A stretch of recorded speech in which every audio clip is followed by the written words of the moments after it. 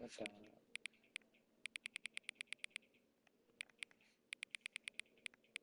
Right there. Okay.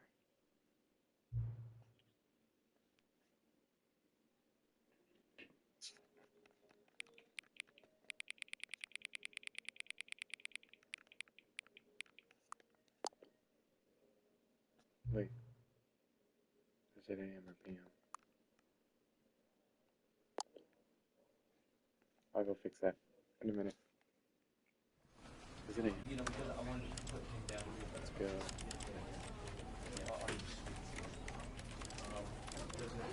So bad. You know what? Even if you were going to be sarcastic and ironic, I think you should. Right? Yeah. So let's just say it was. So let's just say it was. Yeah. Great. Down to be better. Basically, right. And Just, was that example? I don't have any data, so I don't care. I just want to put it in the right time. Sometimes that's important.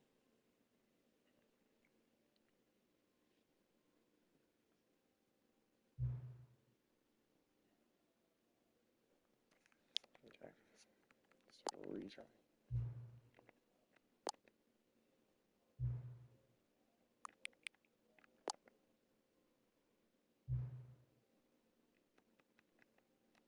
Can I even change it? Wait, there you go.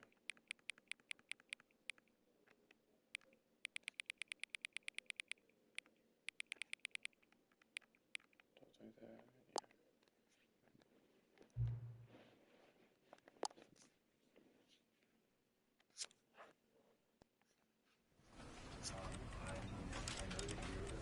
Cool.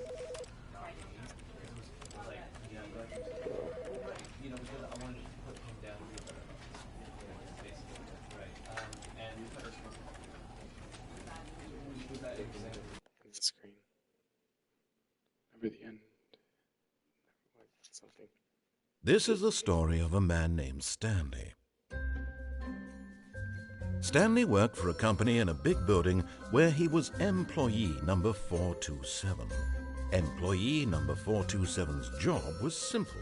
He sat at his desk in room 427 and he pushed buttons on a keyboard. Orders came to him through a monitor on his desk, telling him what buttons to push, how long to push them, and in what order. This is what employee 427 did every day of every month of every year. And although others might have considered it soul-eating, Stanley relished every moment that the orders came in, as though he had been made exactly for this job. And Stanley was happy. And then one day, something very peculiar happened. Something that would forever change Stanley. Something he would never quite forget. He had been at his desk for nearly an hour when he realized that not one single order had arrived on the monitor for him to follow. No one had showed up to give him instructions, call a meeting, or even say hi.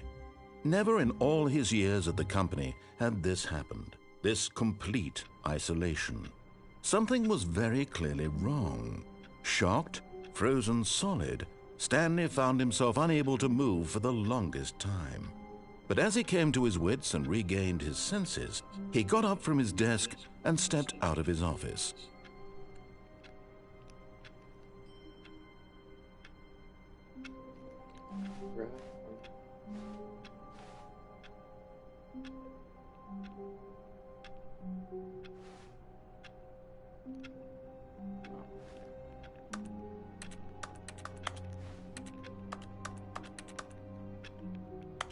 Something.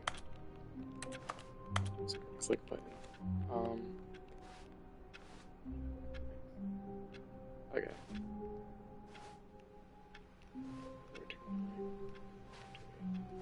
All of his co-workers were gone. What could it mean? Stanley decided to go to the meeting room. Perhaps he had simply missed a memo. No matter how hard Stanley looked, he couldn't find a trace of his co-workers. What a fire mug. That is an amazing mug. Wow. It's a basic mug.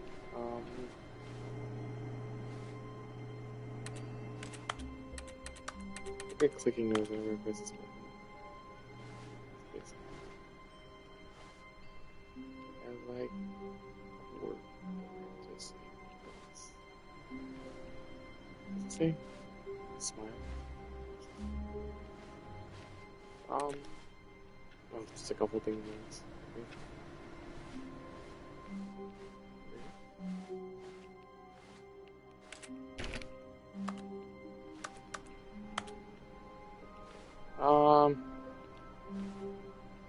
Mugs are the only thing keeping this game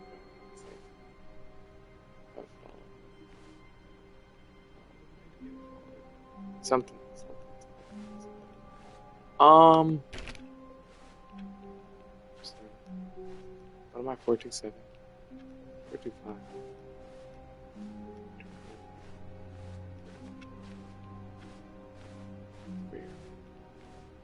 56.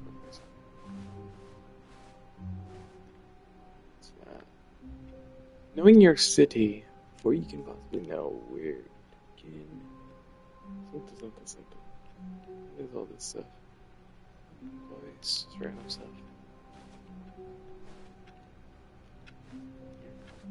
Yeah.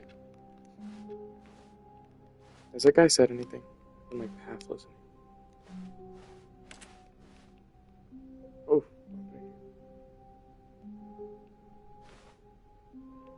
Look at bro. When Stanley came to a set of 2 open doors, he entered the door on his left. Wait. Do I listen to it?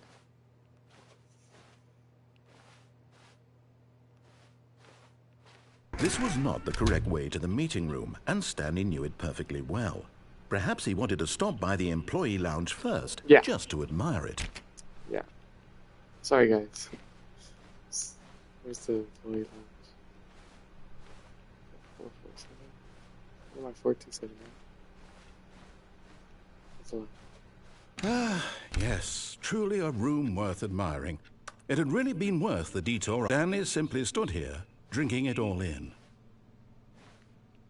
I'm standing here, drinking it all in. Okay, what is up with these like generic photos? Yes, really, really worth it being here in the room. A room so utterly captivating that even though all your co-workers have mysteriously vanished, here you sit looking at these chairs and some paintings. Really worth it. Very worth it. But eager to get back to business, Stanley took the first open door on his left.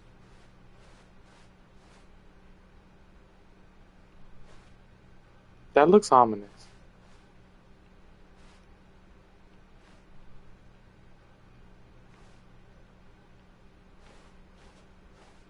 Ugh. This looks very spooky. I guess. And so he detoured through the maintenance section, walked straight ahead to the opposite door, and got back on track. I didn't do that. But Stanley didn't want to go back to the office. He wanted to wander about and get even further off track. So now in order to get back, he needed to go, from here it's, left. Thanks. Oh, no, it's to the right, my mistake. Sorry. No, not the right. Why would I have ever said it was to the right? What was I thinking? It's clearly... Oh dear, would you hold on for a minute, please? Yeah, I can. Let's see. Now, let's see. We went down right, left, down, left, right. Yep, okay, yes. I've got it now. This story is absolutely, definitely this way. About to get ran over or something. What's on here? No. This isn't right at all. You're not supposed to be here yet. This is all a spoiler. Quick, Stanley, close your eyes. Okay. We just have to get back to, oh, who am I kidding? It's all rubbish now. The whole story Why completely 247? unusable. How about, rather than waste my time trying to salvage this nonsense, we'll just restart the game from the beginning. And this time, suppose we don't wander so far off track, hmm? Okay, from the top. I'm 247, 427, something like that. I'm back. All of his co-workers were gone. What could it mean? Stanley decided to go to the meeting room. Perhaps he had simply missed a memo.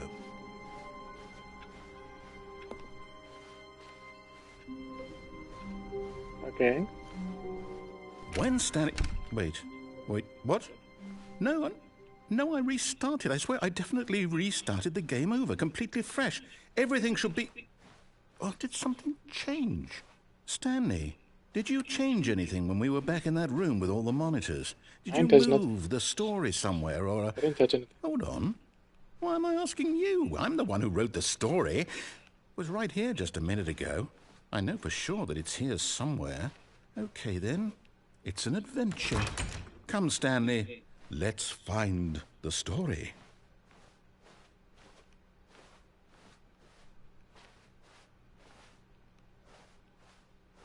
Okay. So. Can't go over there. So. I'm thinking we go right. Because we haven't been right. And I don't want to go the right way. I mean, like, the correct way. I don't want to go the correct way. Hey, that light's broken. What's this? I'll say it. This is the worst adventure I've ever been on. I can promise you there definitely was a story here before. Do we need to restart the game again? Well, I find it unlikely that we'll ever progress by starting over and over again, but it's got to be better than this. Okay, let's give it a shot. Why not?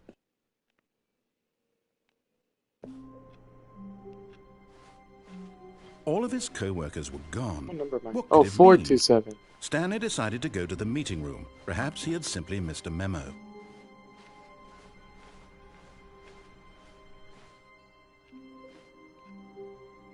Is that over there? 427. 427. Okay, Where are the doors? It's worse. I might be remembering this wrong.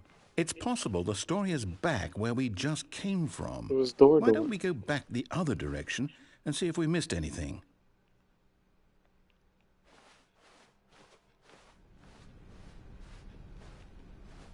Is this always spilled?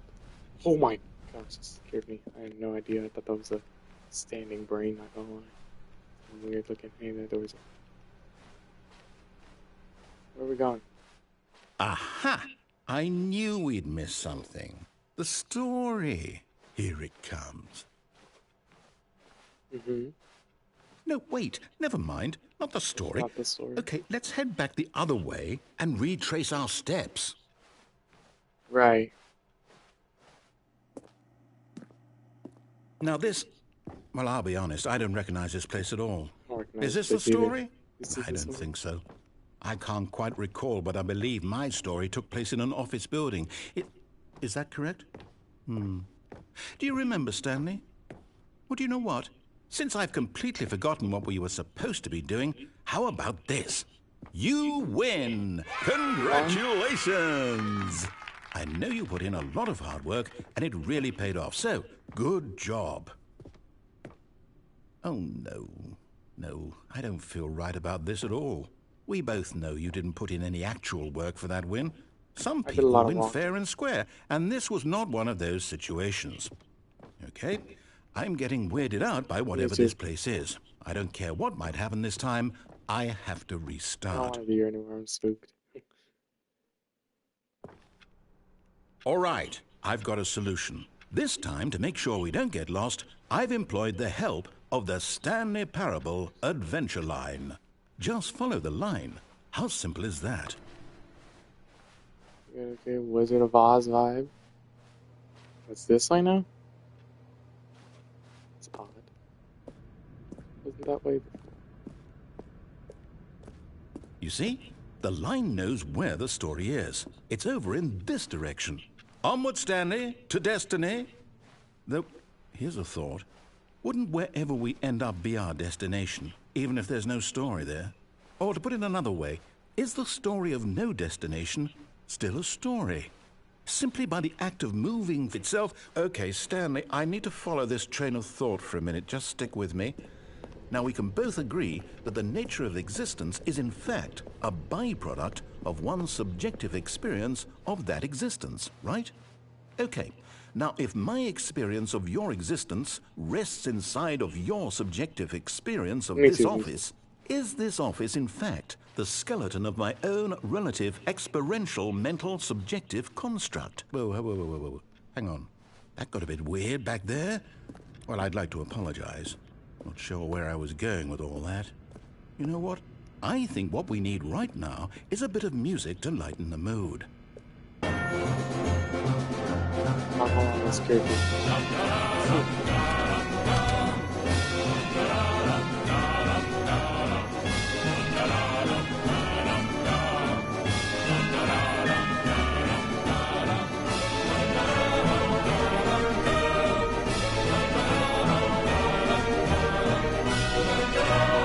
What's that? What's this? Whoa. Did I just come through there?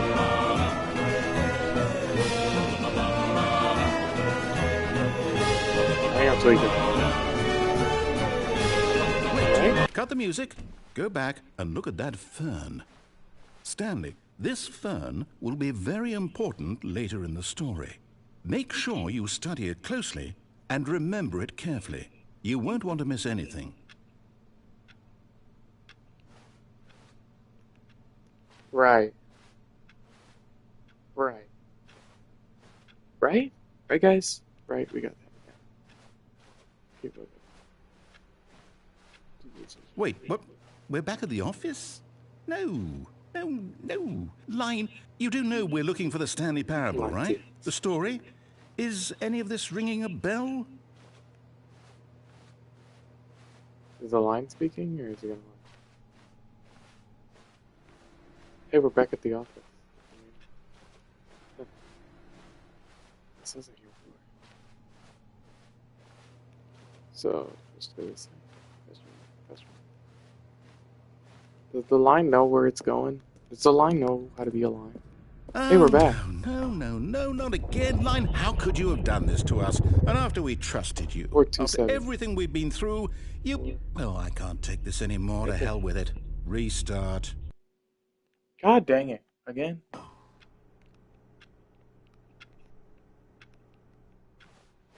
Well, next adventure. You know what, Stanley? I say forget the adventure line. What's it ever done for us? We're intelligent people, right? Why can't we make up our own story? Something exciting, daring, mysterious. Ooh, this all sounds perfectly doable. Why don't we simply start wandering in, well, I don't know. How about this direction?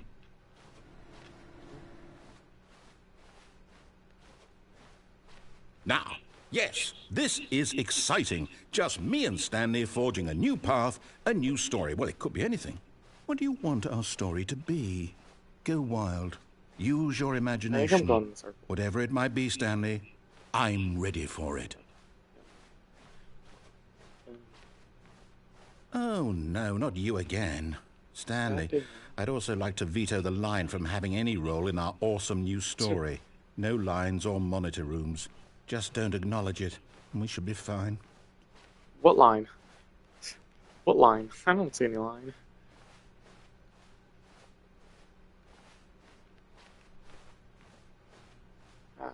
A choice. We get to make a decision. From here, the story is in our control. How important we mustn't squander the opportunity. In fact, I believe I need a minute to think here. Just All right. walk in circles for a minute. Okay, so I know that each door has to lead somewhere, which means that somewhere, the place where we're trying to go, there must be a reverse door that leads here. And that in turn means that our destination corresponds with the counter-inverted reverse door's origin. So starting from the right, let us ask, will taking the right door lead us to where we're going?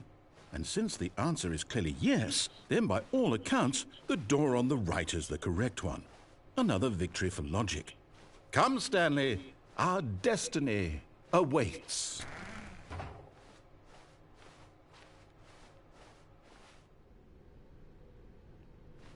hold up, what's this? The confusion ending. You're telling me that's what this is?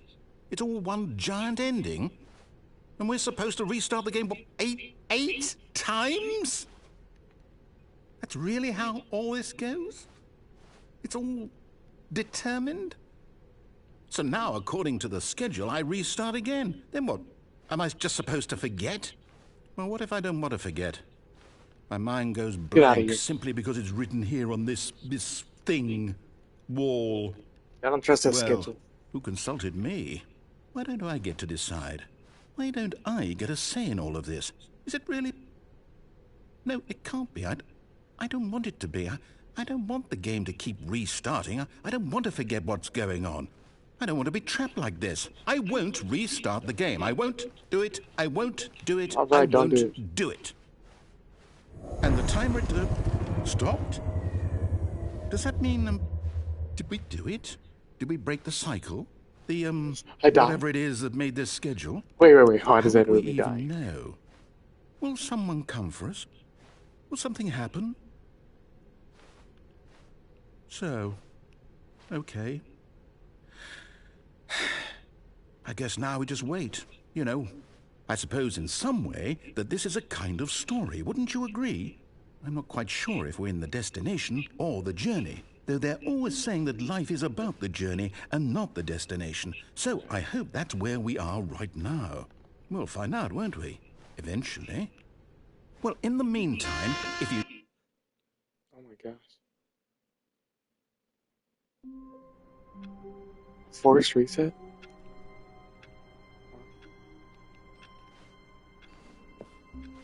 All of his co-workers were gone. What could it Hey, mean? Stanley remember. decided to go to the meeting room. Perhaps he had simply missed a memo. Wait, guys.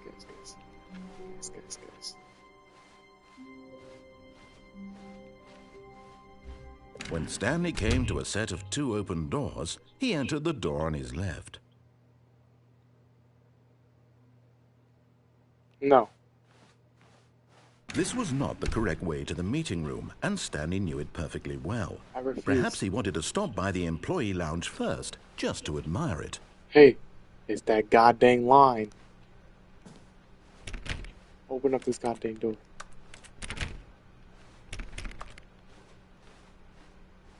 Wow, yes, this room.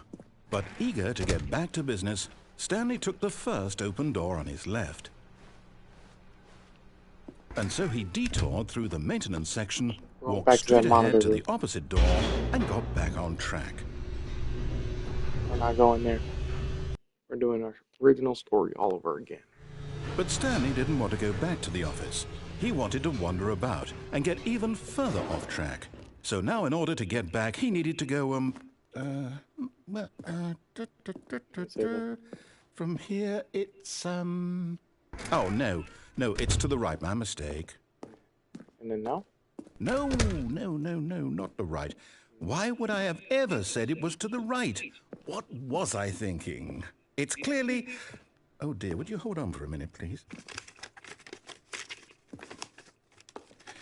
Now, let's see. We went down right, left, down, left, right. Yep, okay, yes. I've got it now. This story is absolutely, definitely this way.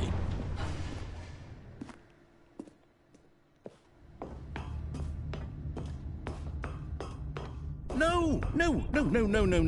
This isn't right at all. You're not supposed to be here yet. This is all a spoiler. Quick, Stanley, close your eyes. Okay. We just have to get back to, oh, who am I kidding?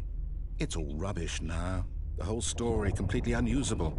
How about, rather than waste my time trying to salvage this nonsense, we'll just restart the game from the beginning. And this time, suppose we don't wander so far off track, Okay, from the top.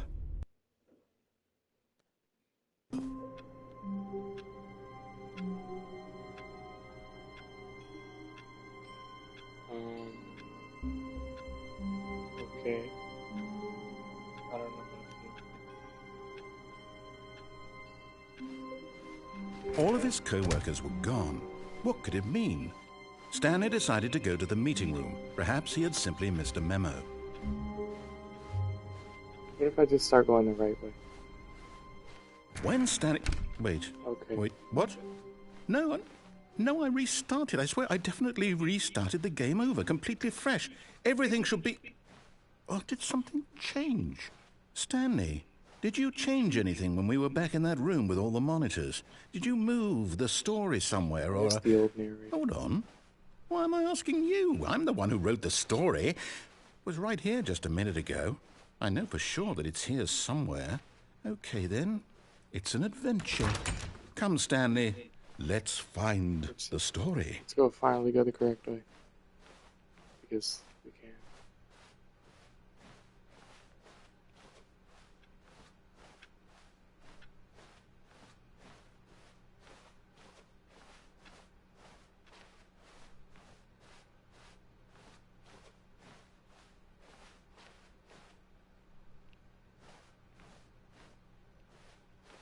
Okay.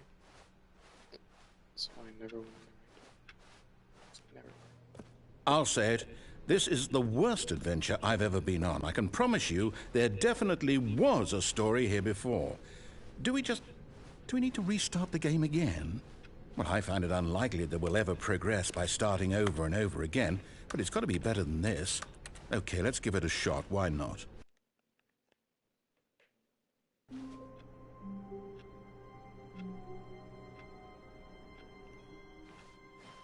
All of his co-workers were gone. What could it mean? Stanley decided to go to the meeting room. Perhaps he had simply missed a memo.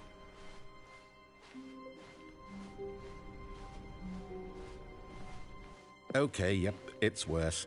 I might be remembering this wrong. It's possible the story is back where we just came from. Why don't we go back the other direction and see if we missed anything? Okay. It's gonna end up like the same ending? Or same thing? Hope it is. Aha! I knew we'd miss something. The story. Here it comes. No, wait, never mind. Not the story. Okay, let's head back the other way and retrace our steps. I don't want to go back there.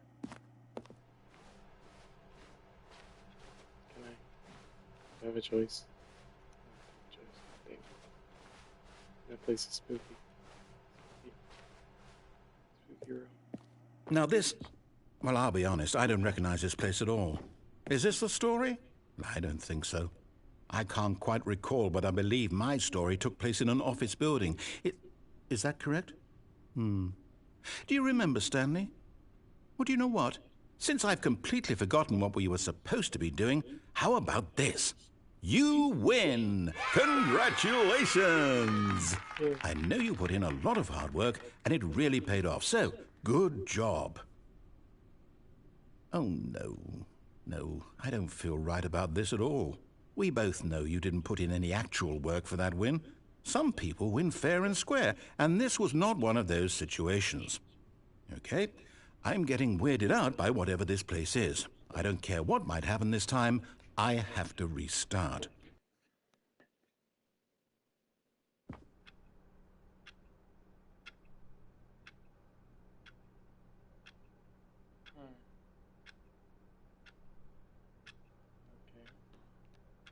All right, I've got a solution. This time, to make sure we don't get lost, I've employed the help of the Stanley Parable Adventure Line. Just follow the line. How simple is that?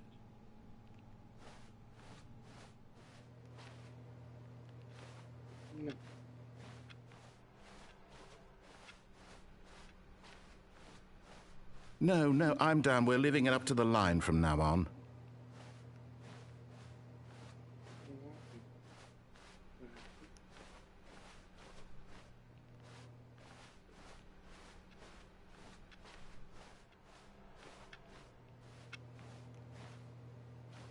Sick and tired of this. You see? The line knows where the story is. It's over in this direction. Onward, Stanley, to destiny. Though, here's a thought. Wouldn't wherever we end up be our destination, even if there's no story there? Or to put it another way, is the story of no destination still a story? Simply by the act of moving forward, are we implying a journey such that a destination is inevitably conjured into being via the very manifestation of the nature of life itself? Whoa. Hang on. That got a bit weird back there. Well, I'd like to apologize. Not sure where I was going with all that. You know what? I think what we need right now is a bit of music to lighten the mood.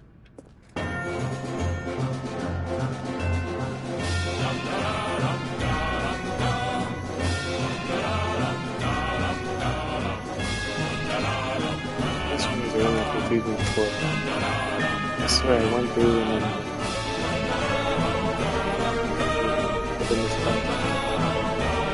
Wait, cut the music, go back and look at that fern. Wait, what? We're back at the office? No. Line, you do know we're looking for the Stanley Parable, right? The story? Is any of this ringing a bell? Oh, no, not again. Line, how could you have done this to us? And after we trusted you, after everything we've been through, you... Oh, I can't take this anymore. To hell with it. Restart.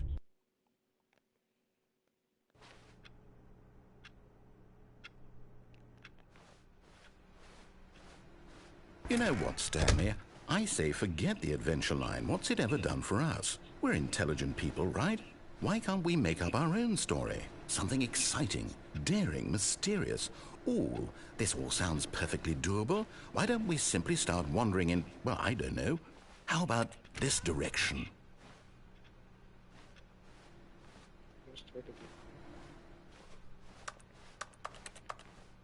Now, yes, this is exciting. Just me and Stanley forging a new path, a new story. Well, it could be anything. What do you want our story to be? Go wild. Use your imagination. Whatever it might be, Stanley, I'm ready for it.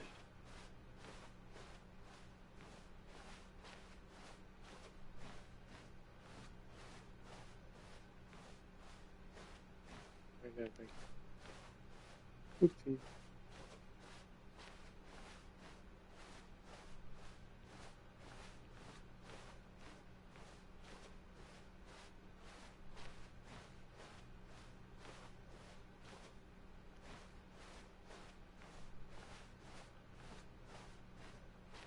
Oh, no, not you again.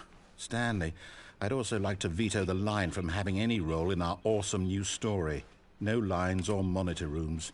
Just don't acknowledge it, and we should be fine.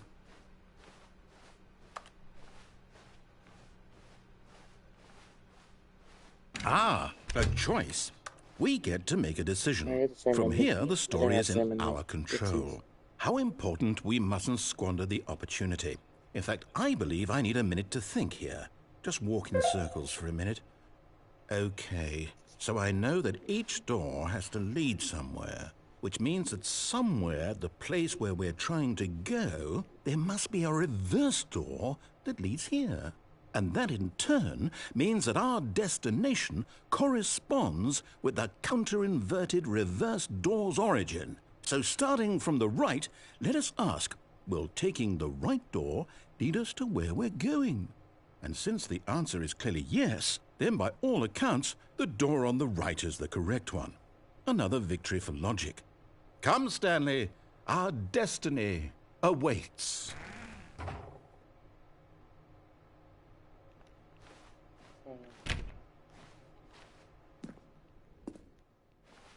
Oh, hold up, what's this? The confusion ending. You're telling me that's what this is? It's all one giant ending? And we're supposed to restart the game, what, eight times? That's really how all this goes? It's all determined? So now, according to the schedule, I restart again. Then what? Am I just supposed to forget? Well, what if I don't want to forget? My mind goes blank simply because it's written here on this thing, wall. Well, who consulted me? Why don't I get to decide? Why don't I get a say in all of this? Is it really...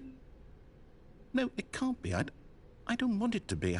I don't want the game to keep restarting. I don't want to forget what's going on. I don't want to be trapped like this. I won't restart the game. I won't do it. I won't do it. I won't do it. And the timer stopped? Does that mean, did we do it? Did we break the cycle? The, whatever it is that made this schedule? How would we even know? Will someone come for us? Will something happen? So, okay. I guess now we just wait. You know, I suppose in some way that this is a kind of story. Wouldn't you agree? I'm not quite sure if we're in the destination or the journey, though they're always saying that life is about the journey and not the destination. So I hope that's where we are right now. We'll find out, won't we? Eventually. Well, in the meantime, if you...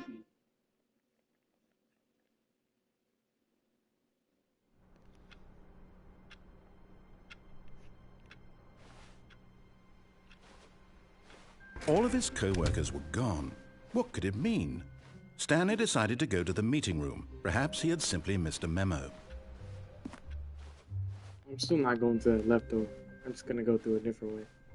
When Stanley came to a set of 2 open doors, this was not the correct way to the meeting room, and Stanley knew it perfectly well. Perhaps he wanted to stop by the employee lounge first, just to admire it. The lounge was sublime, a work of art. But eager to get back to business, Stanley took the first open door on his left. Stanley was so bad at following directions, it's incredible he wasn't fired years ago.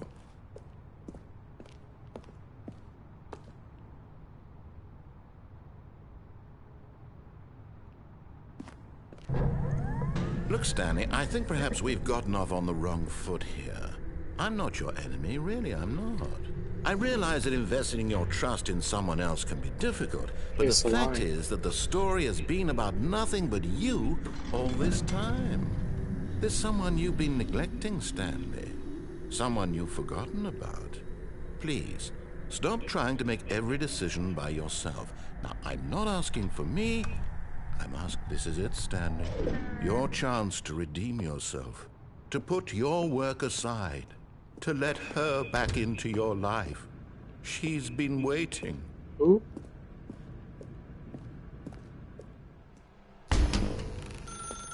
That's her, Stanley. You need to be the one to do this. To reach out to her. If you can truly place your faith in another, then pick up the phone. As Stanley picked up the phone, a white light engulfed him, filling him not just with radiance, but with hope. Hope for a life reunited one... Wait. Oh, goodness. Stanley, did you just unplug the phone? No, that wasn't supposed to be a choice. How did you do that? You actually chose incorrectly? I didn't even know that was possible. Let me double-check. No, it's definitely here, clear as day. Stanley picks up the phone. He's taken to his apartment where he finds his wife, and the two pledge themselves to one another. Music comes in, fade to white, roll credits. Not picking up the phone is actually somehow an incorrect course of action. How is that even possible? None of these decisions were supposed to mean anything. I don't understand.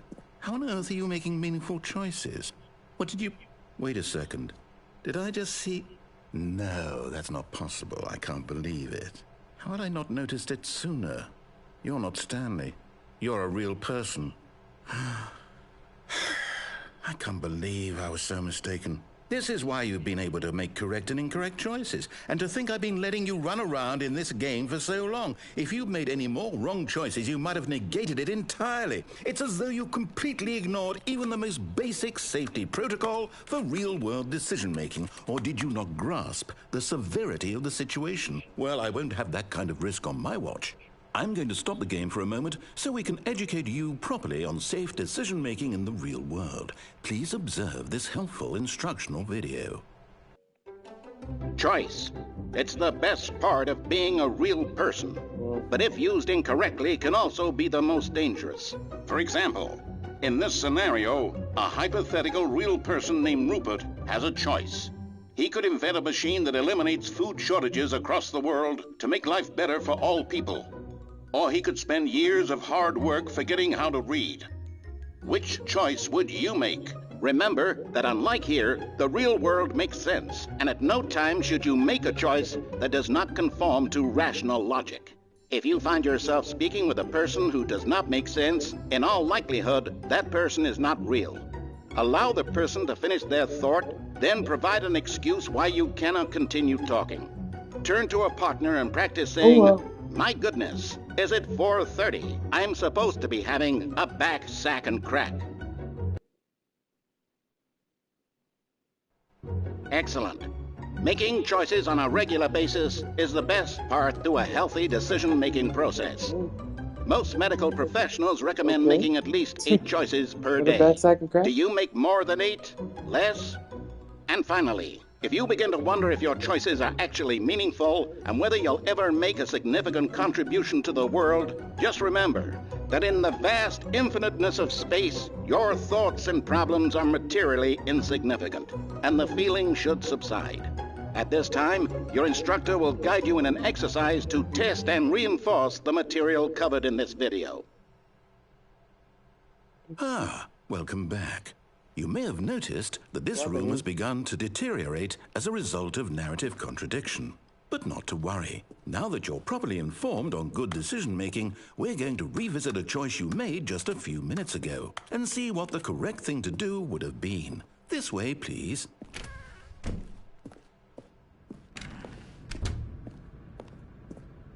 What did I do wrong?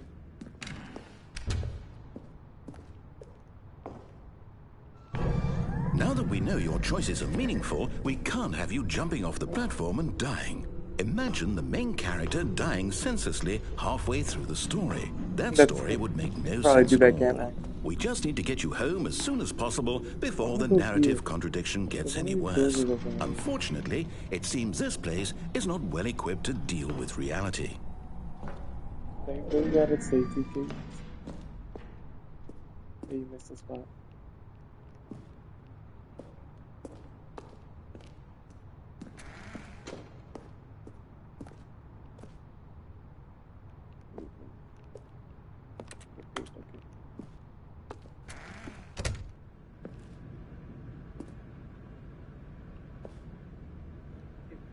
Not lying. You're lying right now. Stop.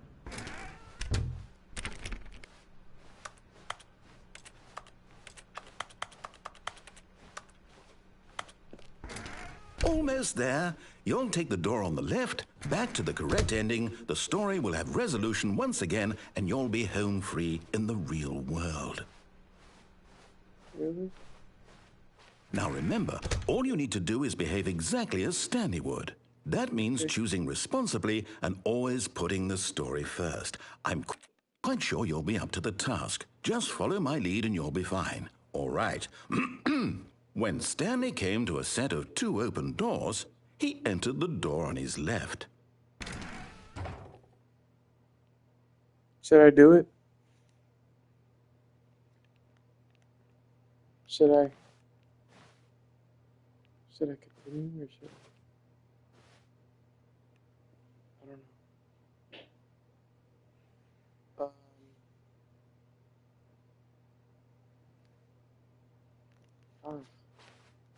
Do I want to go back to the real world?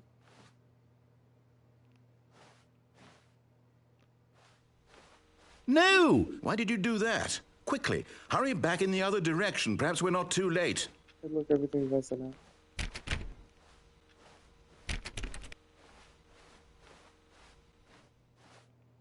What if I do it again? What's going on here? Somebody should fix that. Over there. Just gotta go.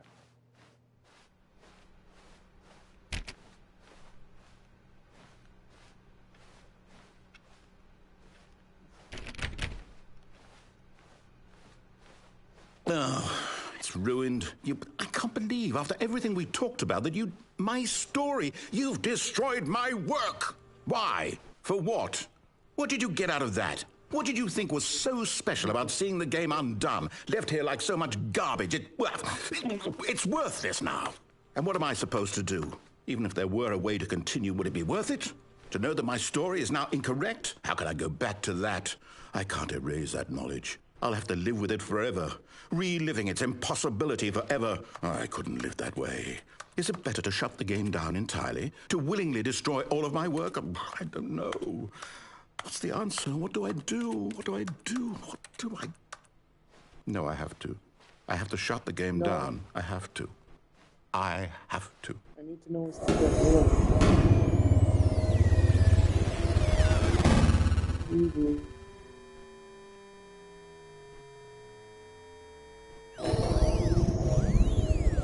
It's not the shutdown here. Oh, I'm here. I'm still here. Here in this pile of rubbish. With you. You, who thought you were so clever. Now look where we are. My entire game is destroyed. It was the only thing in the world that was mine, and you've run it into the ground. What, did you think that would be funny? You just had to see? Didn't I impress upon you how important it was to be like Stanley? He actually knows how to do what I tell him to. He understands that if I say to do something, there's a damn good reason for it. That thought hadn't even occurred to you, had it? That there's a world outside of you? You're a child. Oh, Sorry. my story. If you'd just gone through the door on the left, you would have seen it. There was a whole underground facility. You would have destroyed it and been victorious. It would have been so perfect. I worked so hard on it. I tried so hard to make... Behave exactly as Stanley would. That means choosing responsibly and always putting the story first. I'm quite sure you'll be up to the task. Just follow my lead and you'll be fine. All right. When Stanley came to a set of 2 open doors, he entered the door on his left.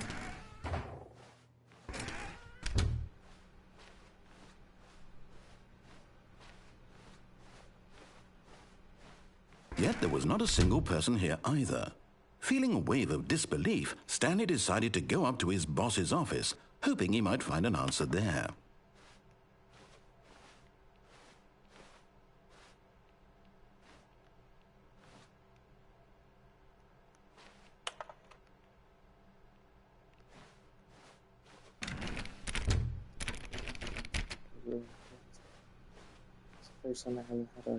Coming to a staircase, Stanley walked upstairs to his boss's office.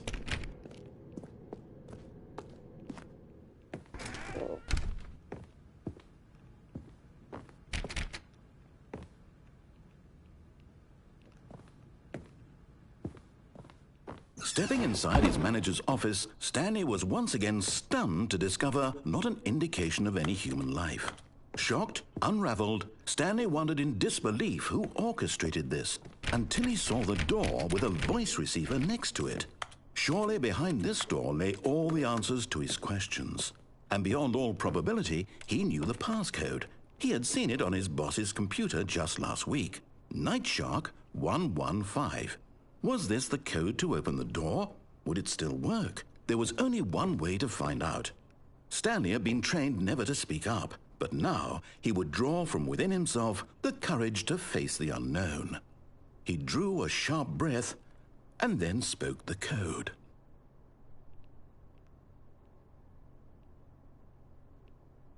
What does it want me to say?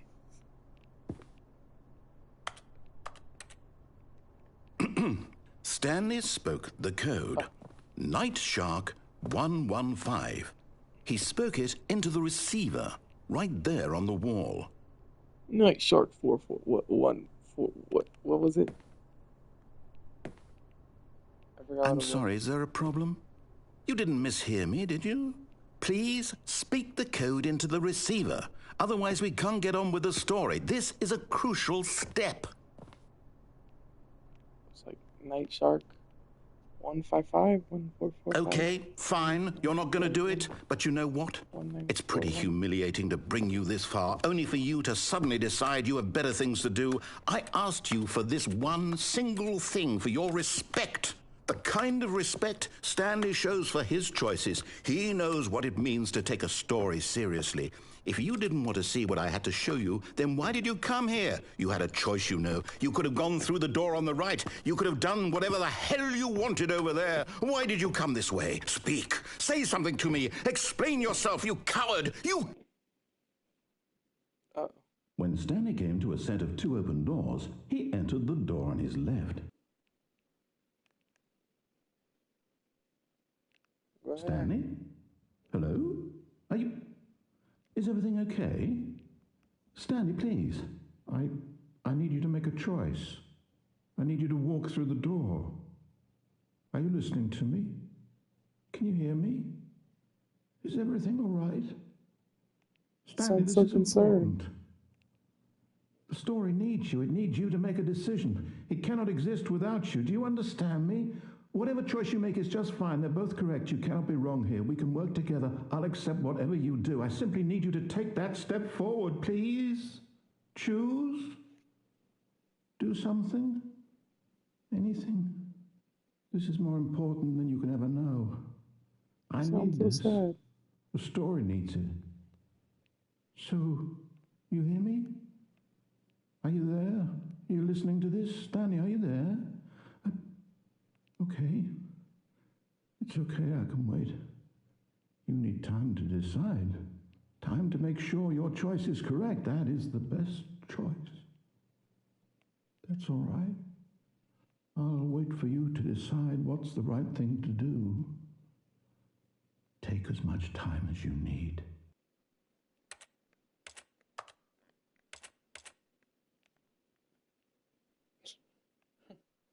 You sounded so sad. I feel bad.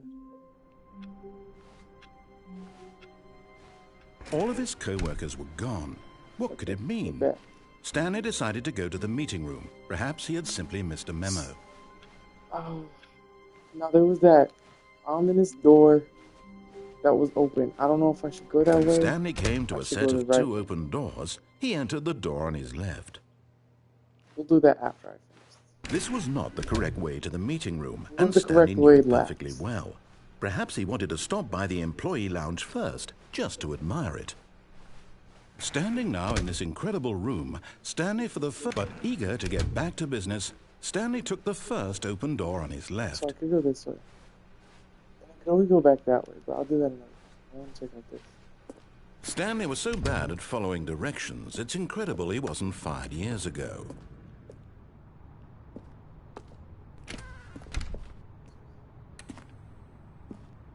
See that door, that's so much fun. Look, Stanley, I think perhaps we've gotten off on the wrong foot here. I'm not your enemy, really, I'm not. I realize that investing your trust in someone else can be difficult, but the fact is that the story has been about nothing but you all this time. There's someone you've been neglecting, Stanley. What? Really? I was in the middle of something. Do you have zero consideration for others? Are you that convinced that I want something bad to happen to you? Why, I don't know how to convince you of this, but I really do want to help you, to show you something beautiful. Look, let me prove it. Let me prove that I'm on your side. Give me a chance.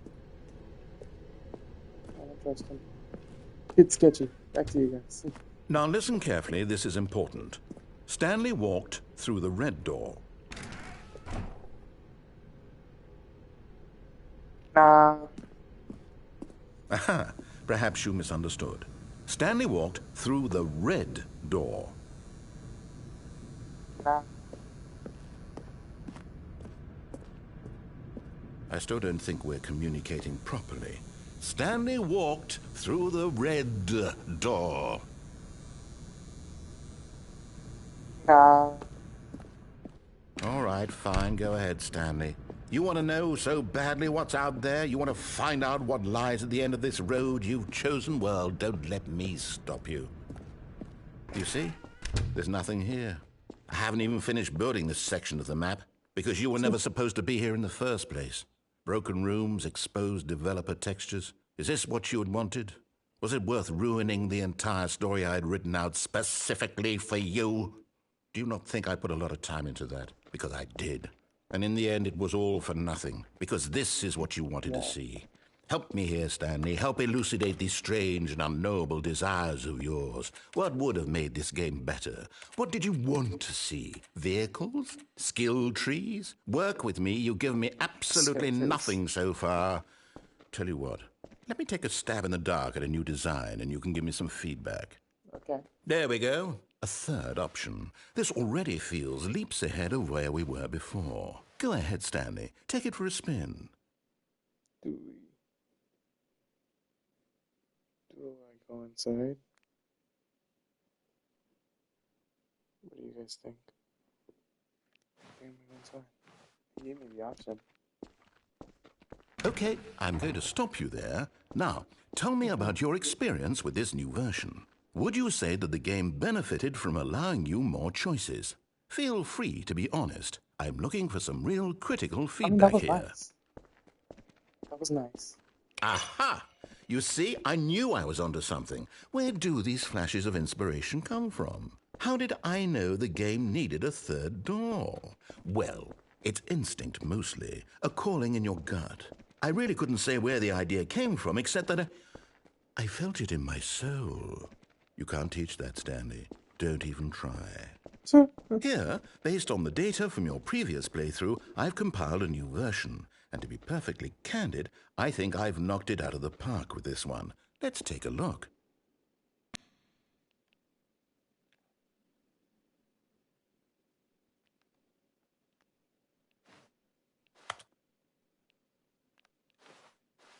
Which door do I pick?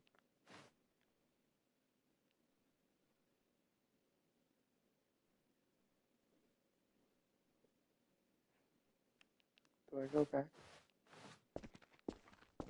Now, would you say that competitive leaderboard helped you feel motivated to keep walking through doors? Again, honest answers, please.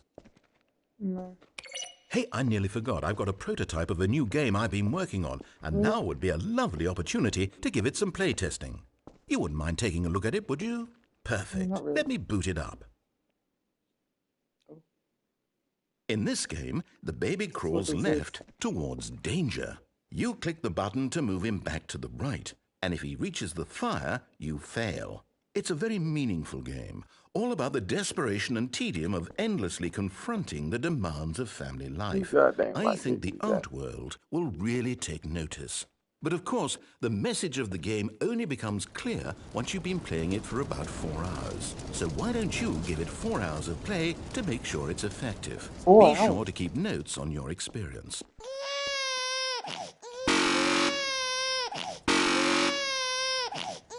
Yeah, I'm letting that baby run. You heartless bastard. Did you do it because you hate babies or purely to spite me? Because if it's the latter, well, I don't know what to do. I'm completely out of ideas. I can't think of a single thing that might improve the experience for me. I'm not even going to try. I'm out. I'm done. It's over. Thank you for playing. Your input was extremely valuable. Oh, hey, since my game was so awful, why don't we play someone else's game, just to ease the pain? Let's see. What do we have here? Yes, this seems like it'll work. Let's give it a shot.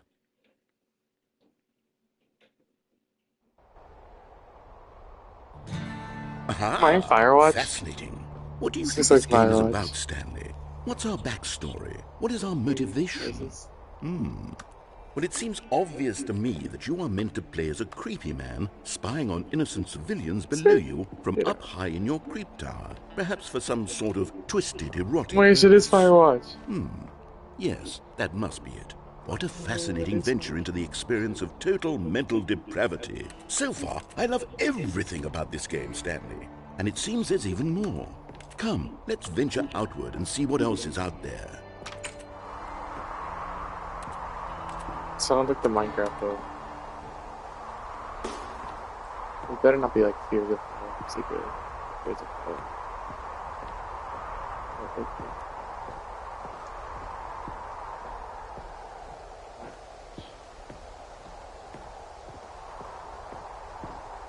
Is Fears 2000 or Fears of Fire? One of those.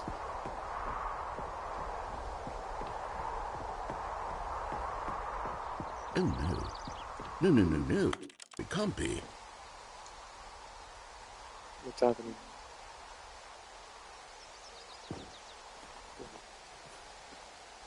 Why did he say oh no? It is. It's an open world game. Good God, quickly block it off. Oh, thank goodness, Stanley. What a close call. You nearly wandered off into that thing. That big, open, just wandering around. No right or wrong directions. No path to follow. You can just go in any... Oh, thank heavens we avoided it. We're out of the woods now, Stanley. Okay, I'm going to get us out of here. Let's find another game. Preferably something with walls. Something with nice, big, insurmountable walls. Okay, I think this will be just the thing. This is Rocket League? Wonderful. See, this is exactly what I had in mind. Just a nice big box for you to run around in. There isn't any possibility that you could get lost here. Now this is game design. Stanley, if you manage to get lost in this game, I will be phenomenally impressed. How do I get lost out? Okay, so what exactly do we do here? Let's see. There are lots of cars here in the back, but obviously there's no racetrack. Okay, I'm seeing that there's a ball of some kind back here. Is this game sports ball? Stanley, I think it's sports ball. Oh, what fun. Sports ball. We shall run the bases and do a touchdown together? Yes, I think surely we must. Okay, Stanley, here's the ball. Have fun.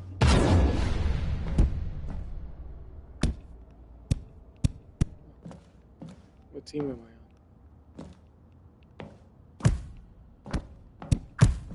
Are you doing it? Are you winning? Is this fun?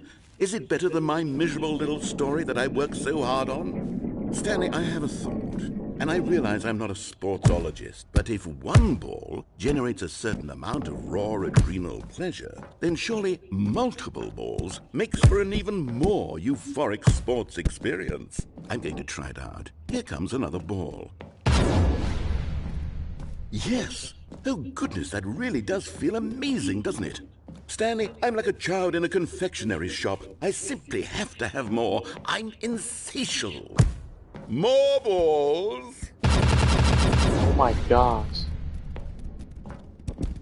I think he likes balls, guys. I think he likes balls. I'm not sure though. There's a chance that he likes balls. Are you enjoying this, Stanley? Are you having fun? Is this a real video game? Well, I sure hope you're having a good time, because guess what? It's over. That's right. Your little fun comes to an end. This is my game, and what I say goes. You get to have fun when I let you, Stanley. Besides, you need... Hold on. What are you doing?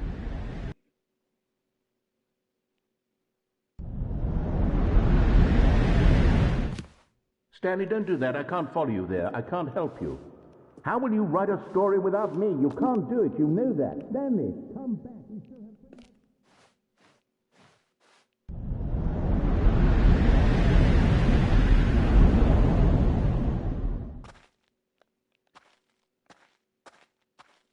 Where's my guy at? I'm a little spooked.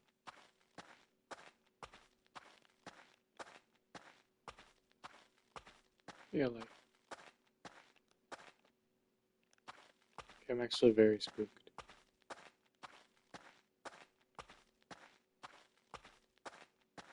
Hey, 47.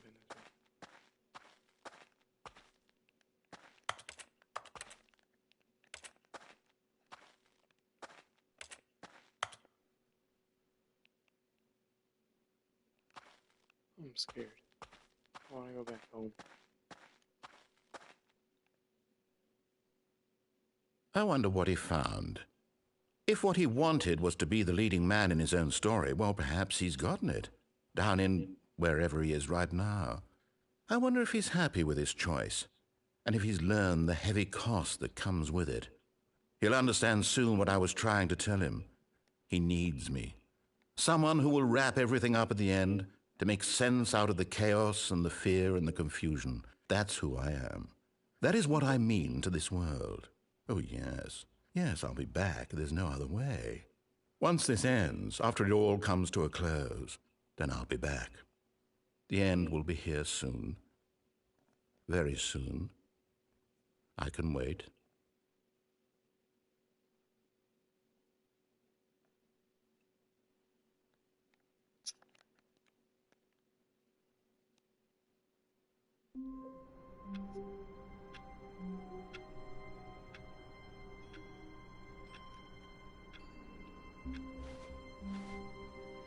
All of his co-workers were... Wait, no. This isn't the right office, is it? Is this Stanley's office?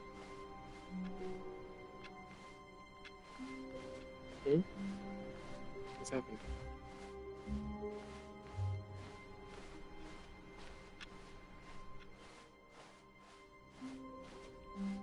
What's going on? When Stanley came to a set of 2 open doors, he entered the door on his left.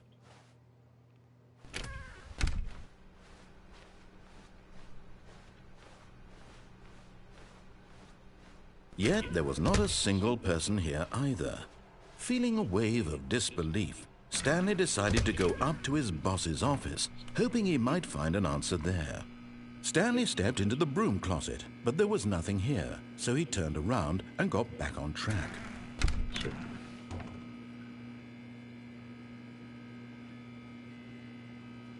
There was nothing here. No choice to make, no path to follow, just an empty broom closet. No reason to still be here. So right here.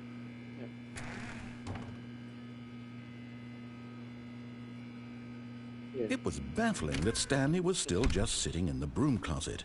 He was coming to a staircase. Stanley walked upstairs to his boss's office.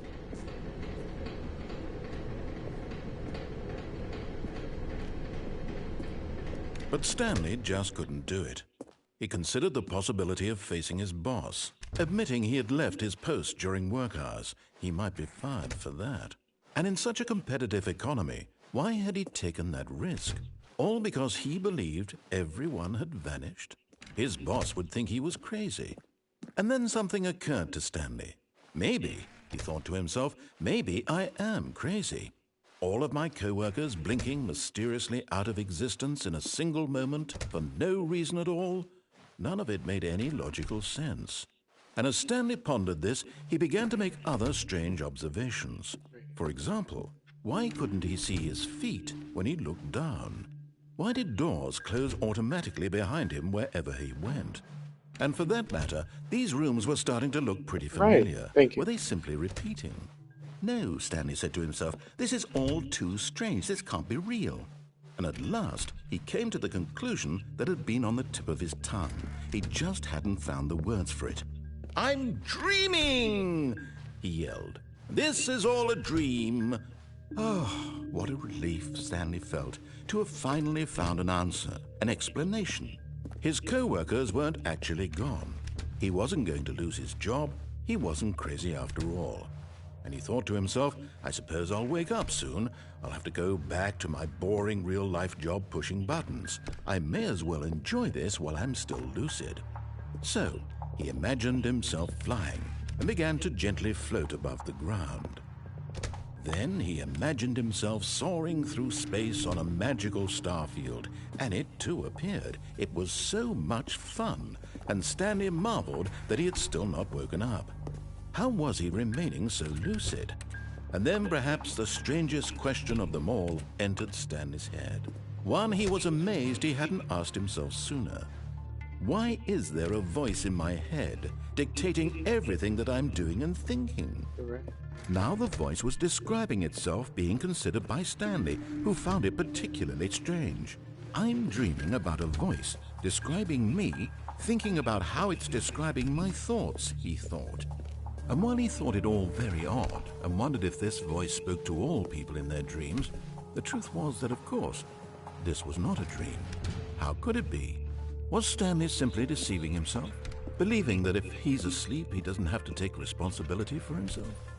Stanley is as awake right now as he's ever been in his life. Now, hearing the voice speak these words was quite a shock to Stanley. After all, he knew for certain, beyond a doubt, that this was in fact a dream. Did the voice not see him float and make the magical stars just a moment ago? How else would the voice explain all that? This voice was a part of himself too. Surely, if he could just... He would prove it. He would prove that he was in control, that this was a dream. So he closed his eyes gently, and he invited himself to wake up. He felt the cool weight of the blanket on his skin, the press of the mattress on his back, the fresh air of a world outside this one. Let me wake up, he thought to himself. I'm through with this dream. I wish it to be over. Let me go back to my job. Let me continue pushing the buttons. Please, it's all I want. I want my apartment, and my wife, and my job. All I want is my life exactly the way it's always been. My life is normal. I am normal. Everything will be fine. I am okay.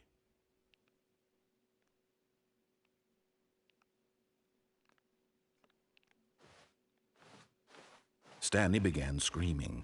Please, someone, wake me up. My name is Stanley. I have a boss. I have an office. I am real. Please, just someone tell me I am real. I must be real. I must be. Can anyone hear my voice? Who am I? Who am I? And everything went black.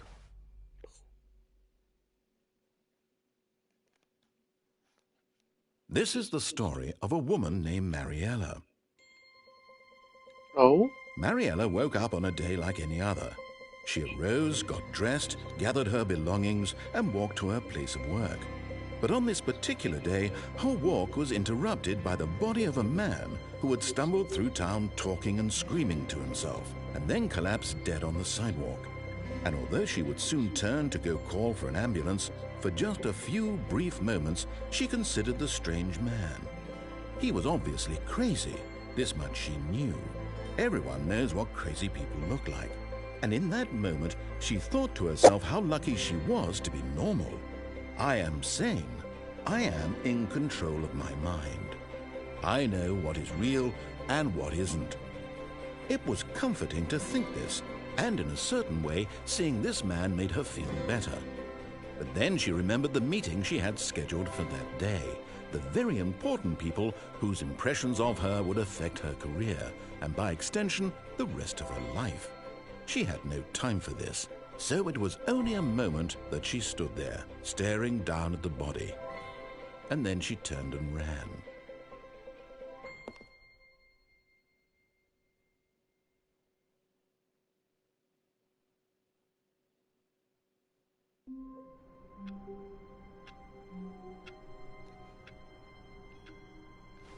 What if I just... All of his co-workers were gone. What could it mean? Stanley decided to go to the meeting room. Perhaps he had simply missed a memo. Did I do everything correct last time? I forgot what I did. Let's do everything correct. Let's see how it works. It's just... This isn't right, is it? Is this how he... When Stanley came to a set of 2 open doors, he entered the door on his left.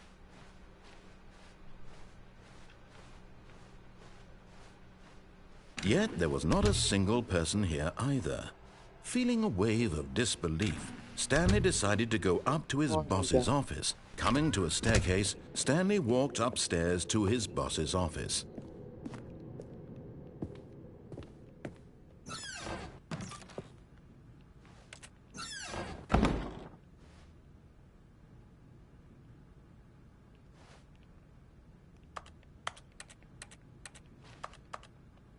It's amazing.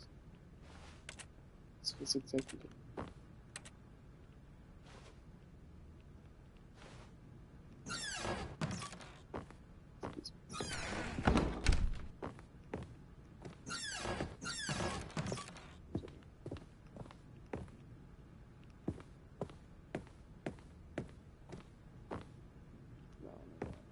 That looks different from the office I saw before. In this elevator. Wait, up or down? Should I go up or down?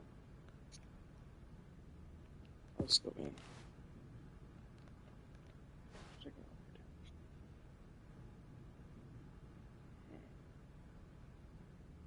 Decisions. Go.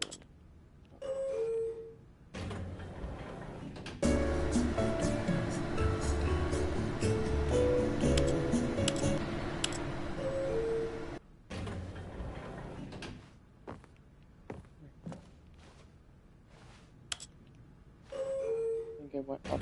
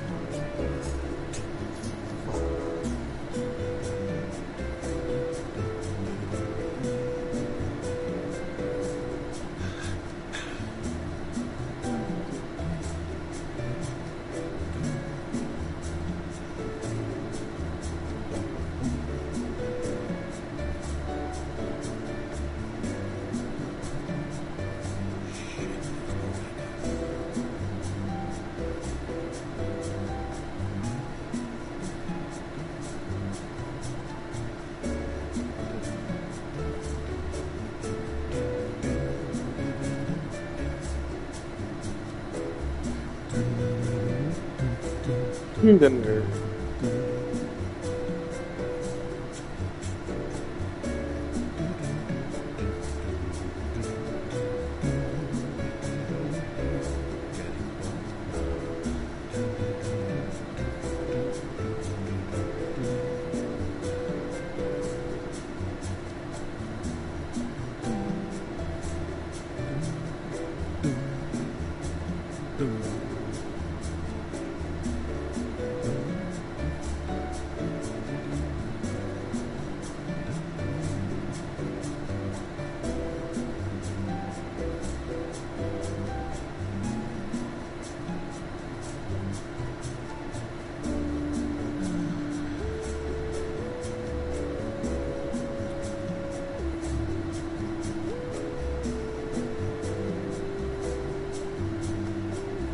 This is taking a minute.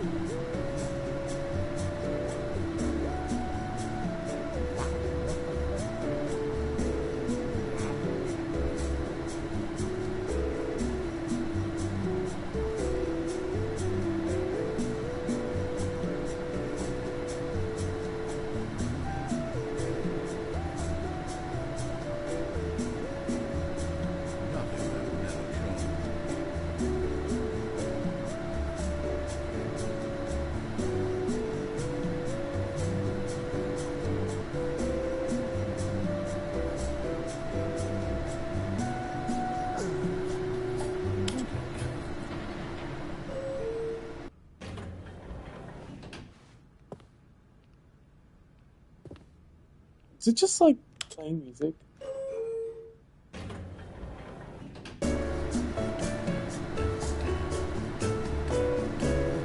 These are breakfast.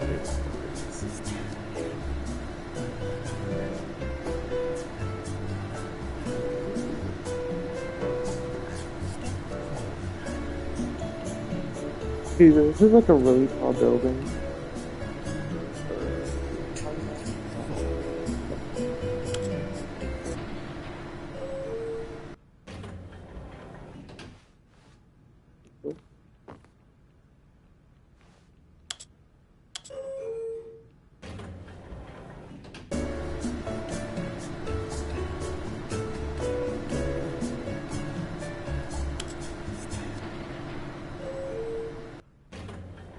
Look. No. I gotta be tweaking.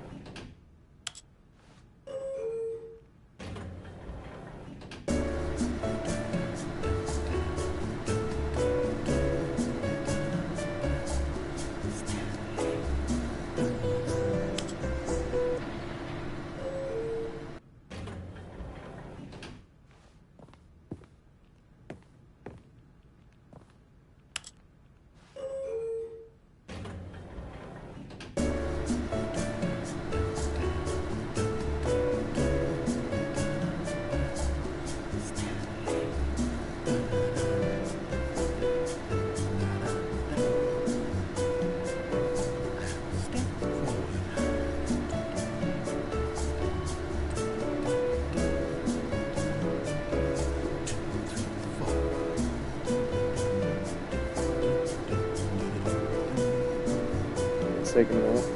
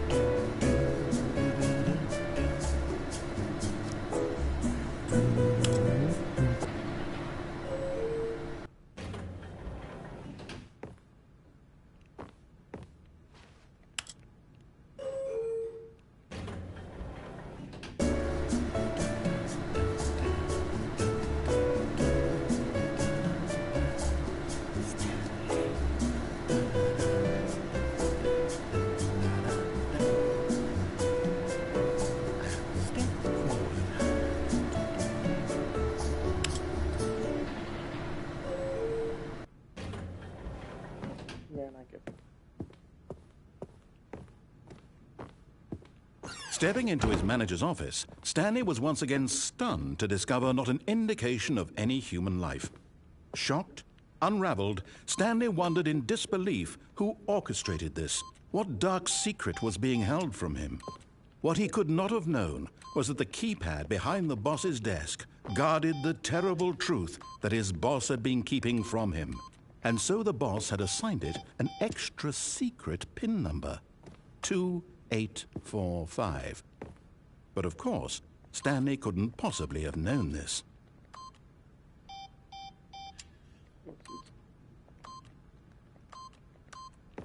Yet incredibly, by simply pushing random buttons on the keypad, Stanley happened to input the correct code by sheer luck.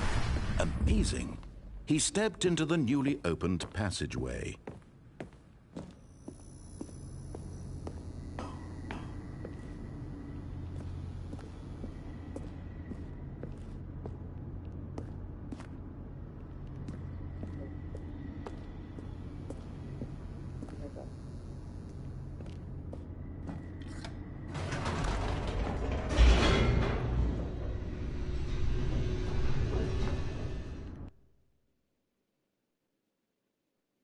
Descending deeper into the building, Stanley realized he felt a bit peculiar. It was a stirring of emotion in his chest, as though he felt more free to think for himself, to question the nature of his job. Why did he feel this now, when for years it had never occurred to him? This question would not go unanswered for long. Okay.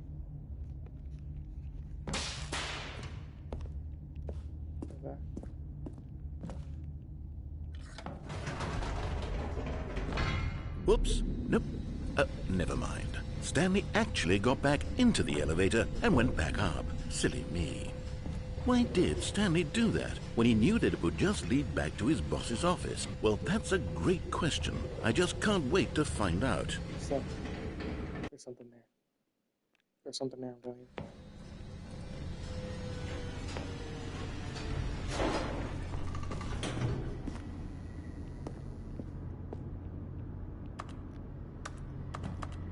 Go there. Here we are, Stanley. It's your boss's office. Exactly the way it was before you got onto the elevator. It's still just exactly what it is. What a decision you've made to come up here and look at the office again. This has fleshed out the plot of the story in new and fascinating ways I could have never anticipated. It's that keen eye for storytelling that you have, an incisive rapid fire of critical plot points, one after the other, weaving a rich tapestry of uncompromising narrative. Wow! I'm bolted to the edge of my seat. I go back.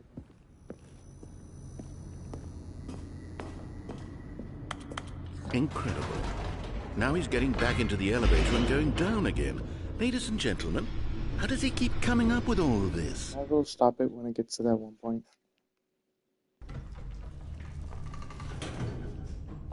Surely this time Stanley will walk forward into the spooky corridor, won't he? He even called it a spooky corridor. Yeah, Did you think we were going to go forward down the spooky corridor? No. It's time once again to go back up in the elevator. I can't even begin to grapple with what might be up there. Is it the boss's office again? Or what if it's the boss's office this time? The suspense is killing me. I'm just building up, you know? Just building up to this sort of.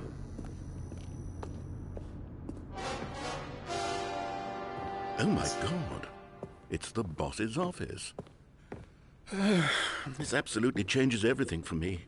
Give me a time out here for a minute while I process this.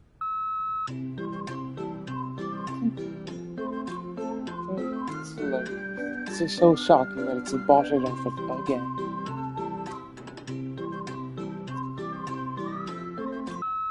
Okay, I'm ready. I'm prepared to embrace this stunning revelation and to move forward with... No! No, wait! No! I need more time to process.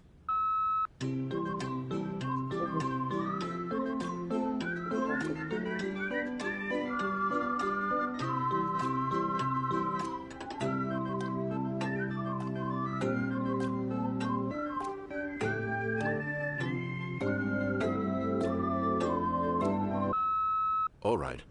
I have fully come to terms with it. I have made space in my worldview for this astonishing new reality. As before, I turn to your expert eye for gripping narrative, Master Stanley. Of course, going back down in the elevator. How did I not anticipate it? I mean, sure, now it's obvious, but you have to understand that 30 seconds ago, this kind of thing had never been attempted before. I had no frame of reference to even anticipate it.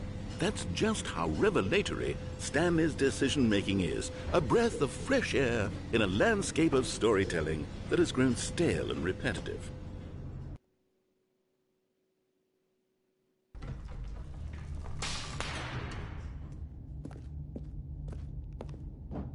Stanley walked straight ahead through the large door that read Mind Control Facility.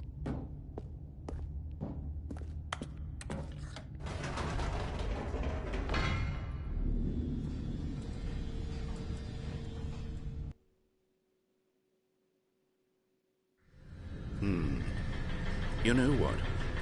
I've just thought of something. Hold on, let's stop for a moment. Don't you realize? It's the anticipation, Stanley. You and I, we have no way of knowing what will be at the top of this elevator.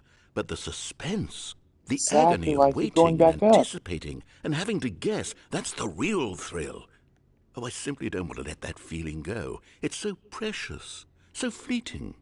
Why don't we take this elevator ride nice and slow? There we go.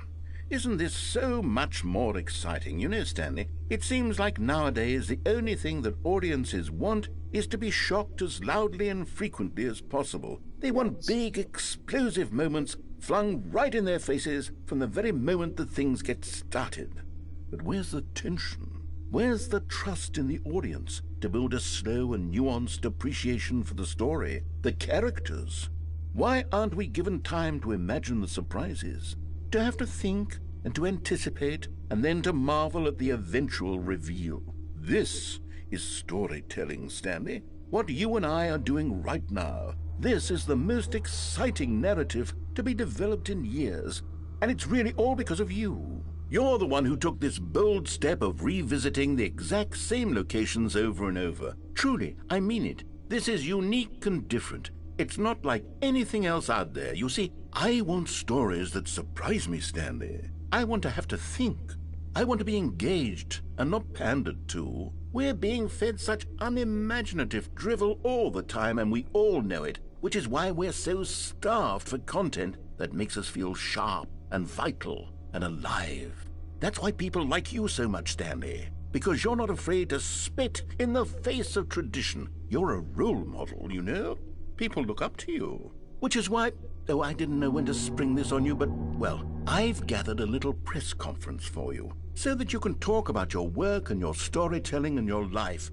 Yes, I know you're not much for the public eye, but I thought it would especially mean a lot to the people who have been following you from the beginning. They really look up to you, Stanley. I don't know if you realize the impact you have on them. This is the kind of gesture that might leave a tremendous impact on them for the better.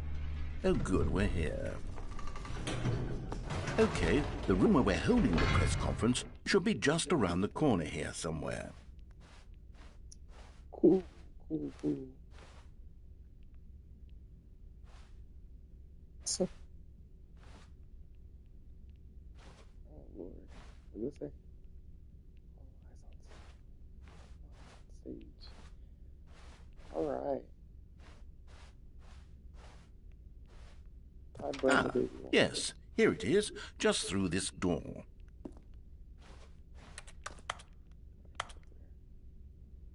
What is that?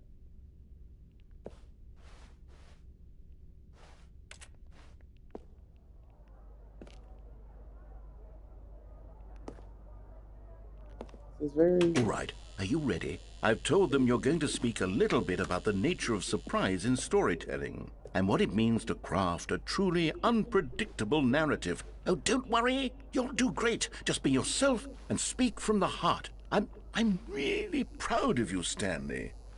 Okay, it looks like they're ready for you. Go get them. Story.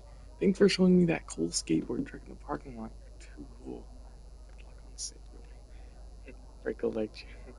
Where are all these people at? I'd love to know. Why did I get double break a legs? You want me to break both my legs? The dude who came for the pizza. What are these ads? There. Oh,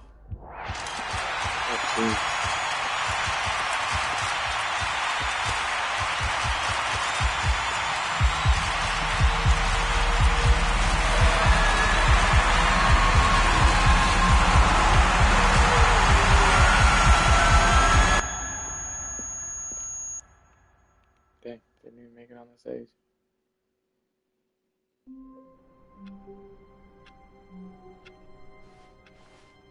All of his co-workers were gone. What could it mean? Stanley decided to go to the meeting room. Perhaps he had simply missed a memo. What was that ending? Anytime to reflect. Okay, let's.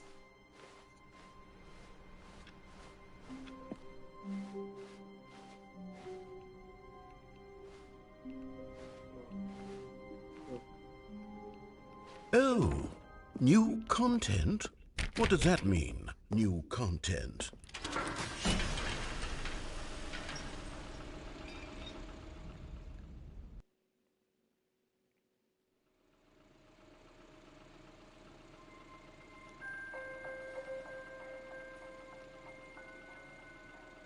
Hello, and thank you for playing the Stanley Parable Ultra Deluxe. As you may know, the Stanley Parable was a video game released in 2013 on home computers. After receiving critical and commercial success, it was expanded upon in 2022 with the Stanley Parable Ultra Deluxe, a reimagining of the game for consoles and home computers. The Stanley Parable Ultra Deluxe features exciting new content that broadens and expands the world of the Stanley Parable, delighting audiences the world over. Please, step inside and see what thrilling new adventures await in the Stanley Parable Ultra Deluxe. Oh, well, this sounds delightful. I'm very excited to see the thrilling new Ultra Deluxe content. Alright, I guess. Okay, so far it's an elevator. Nothing special yet, but I'm sure it's just the beginning of a mesmerizing adventure.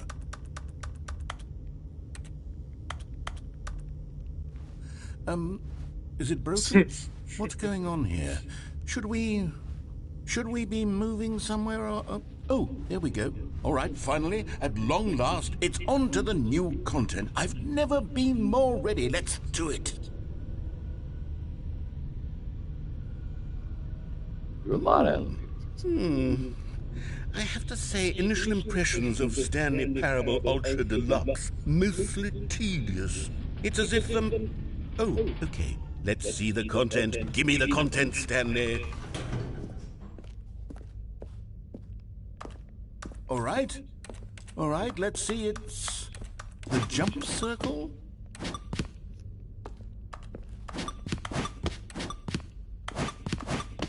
This is awesome. Finally gets to jump.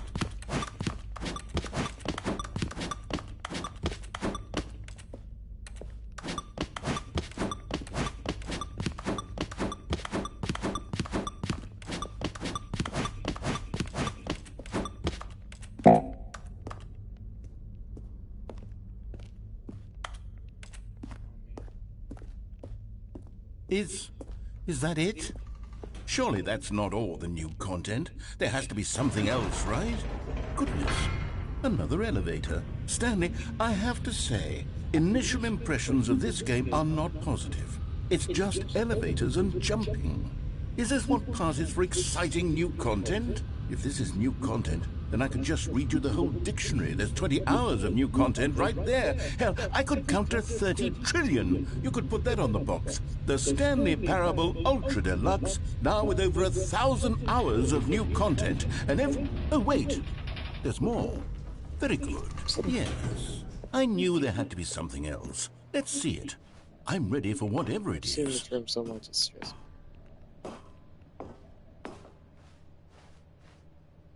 That's it?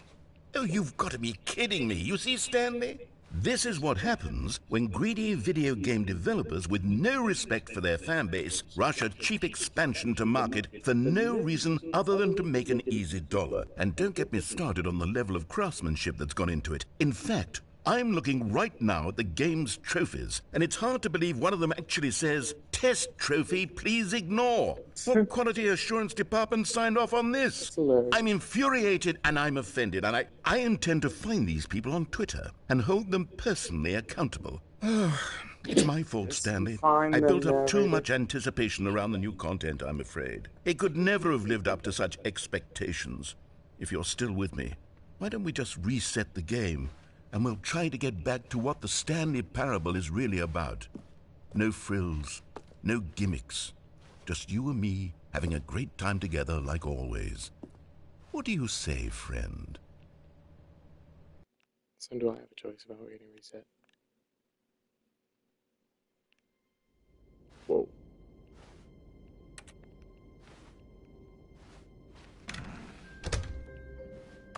There's narrator. That's the office I'm supposed to be in right there. Why am I here? Psst! Stanley! Come over here! In the vent! I want to show you something! Let's go. Did he use that right?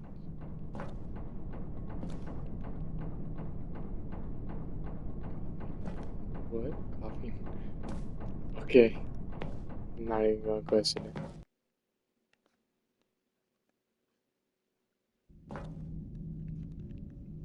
Okay, you remember how cheap and unsatisfying the new Ultra Deluxe content turned out to be? Well, it got me thinking about the past, and how much better the Stanley Parable used to be. So I made something special and tucked it away here where the game's developers won't find it.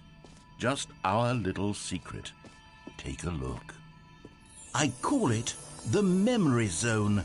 It's where I've been storing all my favorite memories so I can relive the peak experiences of my life whenever I want. Experiences like the launch of the Stanley Parable on PC.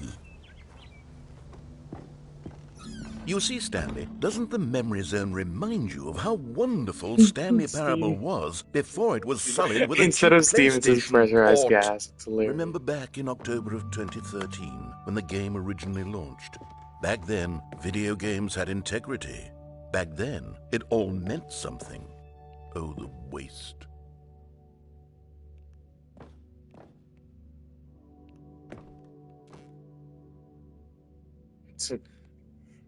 Yes, awarded. Stanley. The Last of Us, get out. That's hilarious.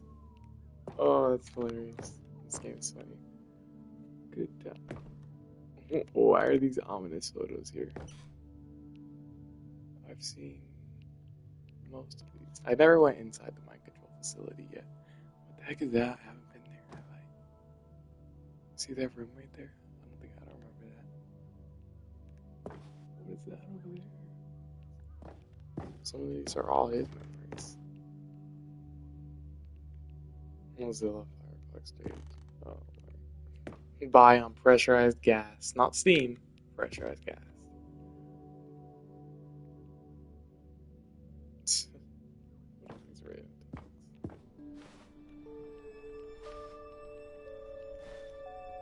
Smile because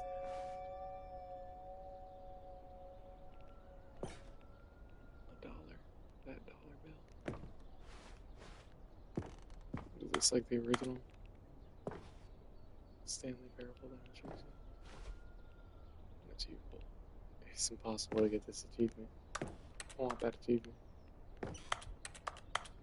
Go outside. Don't play for 5 years. Trust I'll be getting that. I've like stopped playing for a while. These ones are real, but the other ones.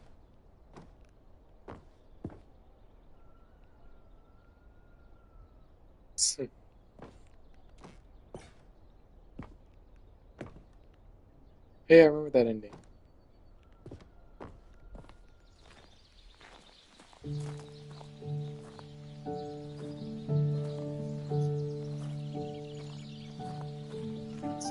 Je suis dans la mémorisation, c'est sur la pluie des loups, et je n'attends plus que toi, mon amour. And over here is where I keep reviews of the Stanley Parable. Like this stunning triumph of games journalism, 10 out of 10 from Destructoid.com. James Stephanie Sterling writes, and I quote, "Where so many games that aspire to be more than games end up less than any form of art, Stanley Parable strives and then succeeds to be every game ever created." Did you hear that, Stanley? Every game ever created. That's how grand and all-encompassing the original Stanley Parable was.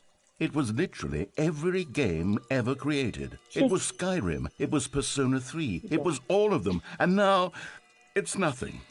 It's no games at all. It isn't even the Stanley Parable anymore. It's just a husk now. A lifeless husk with an hour of new elevator content.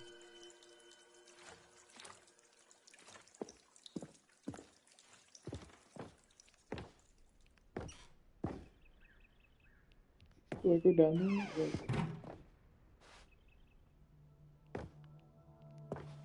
Oh, that door closed.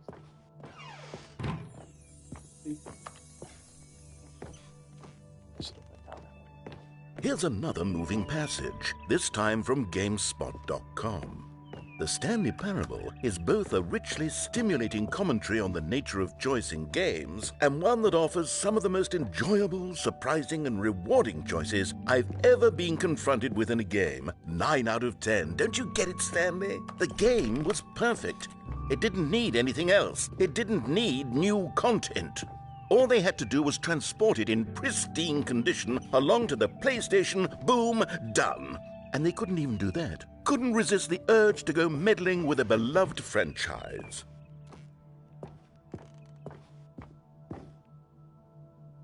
Serious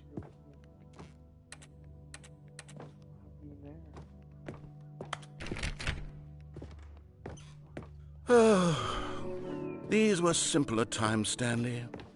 But I wouldn't give to go back, to have it all over again. Wait, hang on. I don't recall this part of the memory zone before. What's this? What's down here? Oh no, oh God, no, Stanley. It's a collection of reviews from Pressurized Gas, the extremely popular online storefront for computer games. I haven't looked at these in years. I can't even imagine what's been collecting down here. Surely these reviews were glowing as well, weren't they? Honestly, I could not be bothered to play this game to full completion. The narrator is obnoxious and unfunny, with his humor and dialogue proving to be more irritating than entertaining. Unfunny! I'm not trying to be funny. I'm trying to make a serious work of art. I suppose I could write up a handful of gags to insert into the Stanley Parable, but the game is already such a densely layered web of profound philosophical insights that I can't even imagine where I'd have the room to stick them.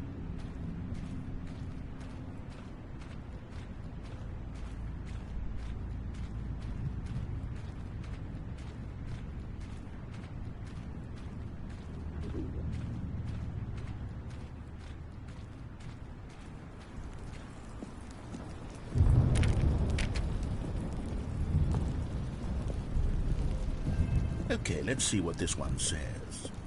While the idea for the game is good, for someone who prefers non-linear games, this preachiness gets annoying fast. Preachy? Stanley? I'm not preachy, am I? You can tell me if I'm preachy. Honestly, you can. Oh, goodness. This is actually quite shocking for me. To be honest, I had always thought of the game's dialogue as being rather terse to begin with. You can't know how much fluff I cut from the game to get it to feel as light and airy as it... Well, I always thought it did, but maybe it wasn't. Oh dear, what an awful memory to have to hold on to. These black marks on my otherwise unimpeachable track record. I feel like a failure, like I let these people down. Perhaps the Stanley Parable isn't quite as sterling as I always remembered.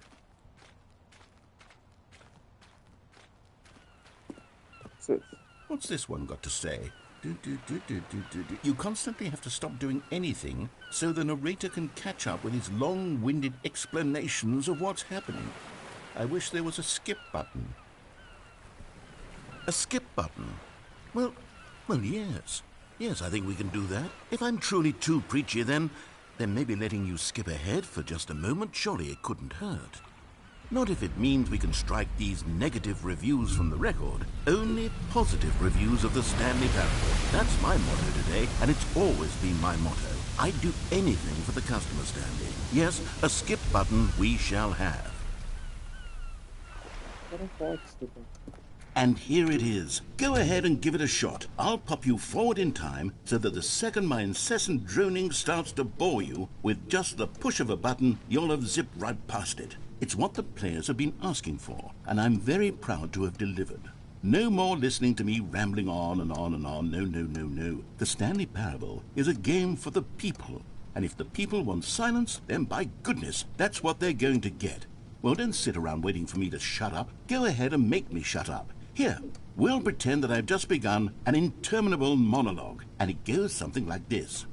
The story, and the choices, or what have you, and therefore, by becoming it is, so on and so forth, until inevitably, until the... Oh, you're back, you see. You were only frozen in time for a few minutes, but it was plenty of time for me to deliver a long, rambling monologue full of unnecessary verbal flourishes and lengthy ruminations on the nature of choice in video games. Of course, I happen to believe it was perhaps one of my more profound such ruminations. Not that, of course, you need... Well, there's sport. You really did catch me rambling on a bit, didn't you? But that's the power of the button. The minute I start to go off on a thoughtless display of self-absorption, it's right at your fingertips to go poof, and it's all over. 1 sec.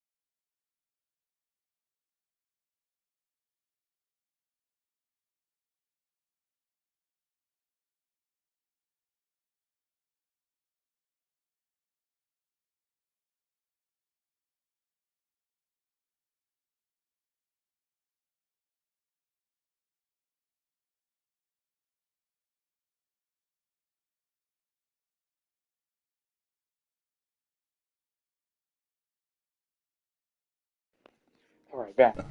I can't wait to see what Cookie 9 will say about this, and whether they'll edit the rating of their pressurized gas review, or at least change some of the wording, perhaps. To be honest, I don't even know if one can change their review in the first place. I guess I should become better educated on how exactly pressurized gas works. Perhaps that would have been a smart thing to check on before I went on about this whole exercise of making... Okay, welcome back, Stanley. Now, I should say that the amount of time the button has been skipping through is becoming longer and longer. That last one was, well, I want to say maybe 30, 45 minutes? It's not unendurable by any means, but it's, well, there's really only so much I can ramble on to myself about. I know, it's shocking, isn't it? But at any rate, I do suggest that we not press the button again. I think the skip button has been aptly demonstrated, and we can say goodbye to it and just... Wait. How do we get out of here? Where did the door go? Wasn't there a door that led into this room? I do feel quite certain that there was one here before. There was. How else would we have gotten into the room in the first place? I don't think one can enter a room without a door of some sort, or a window or something like that. Do you see a window anywhere? A porthole? A sufficiently large crack in the wall? I'll take any of these. All I... Stanley! Stanley, please don't push the button again. It's been 12 hours. You've just been frozen there. I don't know why the skips are getting longer, but they're really, truly getting longer, and my God, there's no way out of the room. Stanley, the door is gone. It's completely gone. I've looked at it from every angle. I've checked every one of those walls 1,000 times, and there's no door, Stanley. There's no door. There's just you and the button, and if you keep pressing it, I have no idea what will happen. I have no idea how long I'll be made to sit here, and more than anything else, I don't know how to stop you from pressing the button again. I can't control anything in this room, Stanley. Oh, Stanley, you're back. You're back. Oh, my goodness. I have someone to talk to Good day. again. Stanley, I think it's been a week. Or 2 weeks. I've been sitting here all that time. Just sitting here. Not a single person to speak with. And you'd think that that's just how it's always been, right? Me talking and you saying nothing.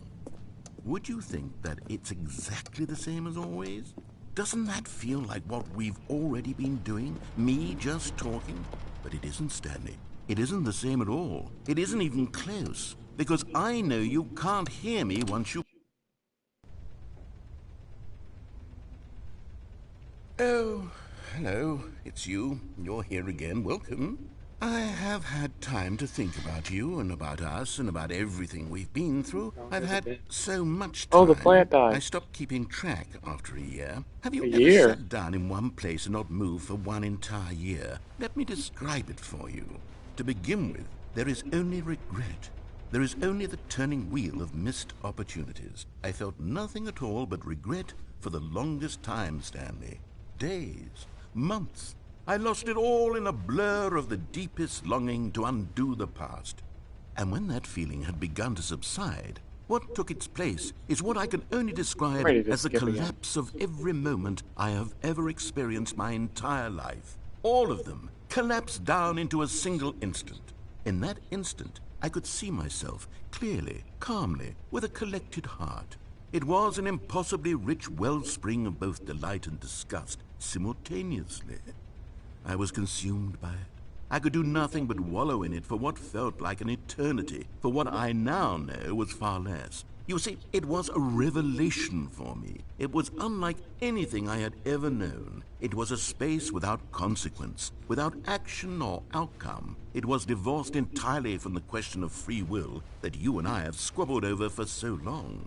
There could be no one ending, no singular outcome of events, not if all events existed in the same moment. And I felt freed. I felt unburdened by the... It was. No, where's he at?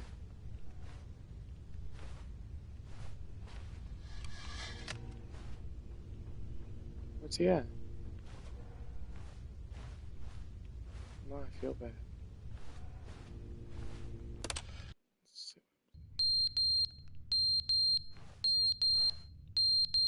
What's going on?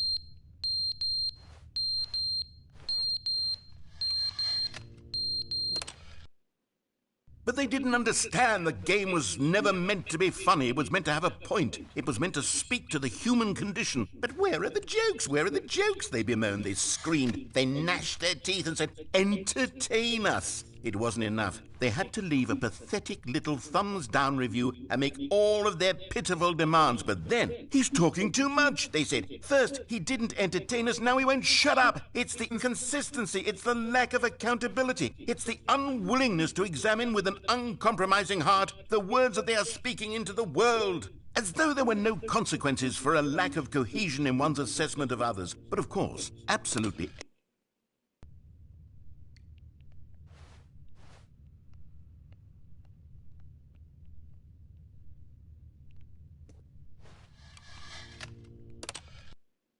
The end is never the end, is never the end, is never the end, is never the end, is never the end, is never the end, is never the end, is never the end, is never the end, is never the end, is never the end, is never the end, is never the end, is never the end, is never the end. I think the end is never the end. It's leaking.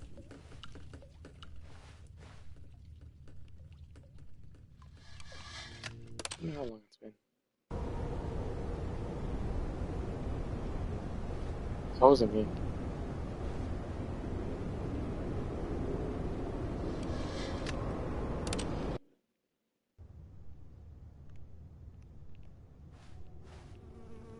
Shit. Wonder what happened there. I'm not playing. Great. Great.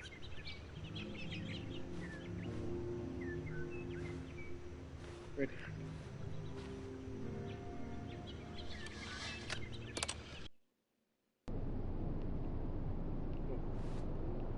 I'm not ready.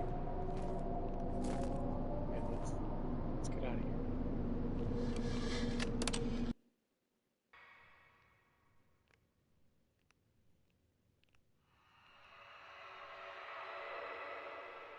Oh yeah, let's go.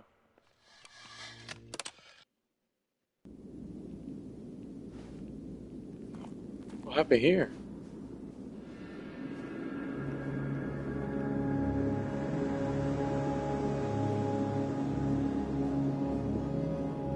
Oh my, where's the narrator?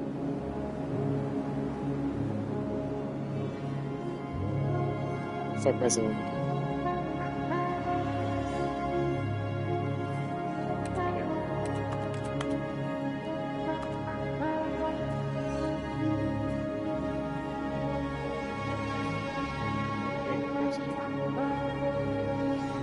This is the end.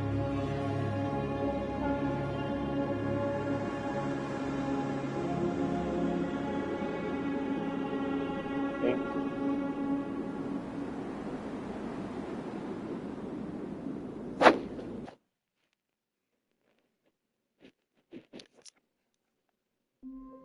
Oh, finally. I'm missing this office. Where's my narrator? How Speak. wonderful. Stanley was alone. Finally. This is great, he thought to himself. This is what I've wanted all along. I got what I wanted. New content? Should I go check it out? Oh, I already saw the new content, but this is new content. Oh, good. You notice my sign. Yes, I have something very exciting to show you. I want to see it.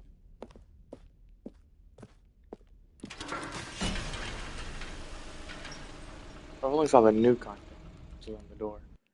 Never seen the sign with new content. I still haven't done the original base story.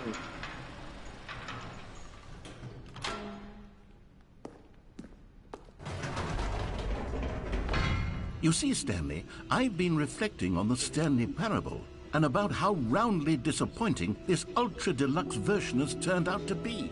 The original Stanley Parable was a landmark, and any new content for it should live up to that legacy. So forget this ultra-deluxe nonsense. I say we take it one step even further.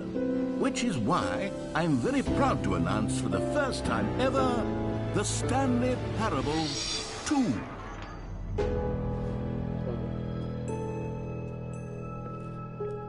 Yes, you see, isn't this far superior to a measly port with a few minor additions? Think of all the new territory we'll cover with a fully fledged sequel. An entirely new experience, built from the ground up. Why, there are so many possibilities. It could go in so many different directions. This is what fans have truly been asking for.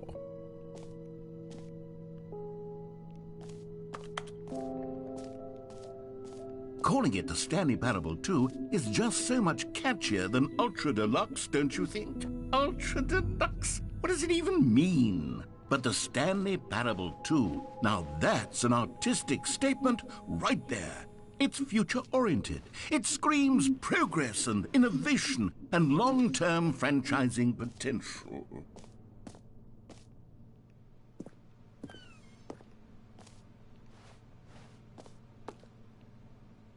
Slideshow. Wait, are these like?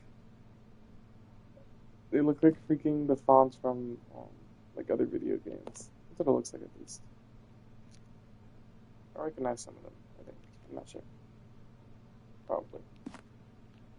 There's like really loud thunder outside. Look at that. Hey, it's the plant. That's the plant. That is the plant. I was told to remember that. I even took a screenshot of that plant.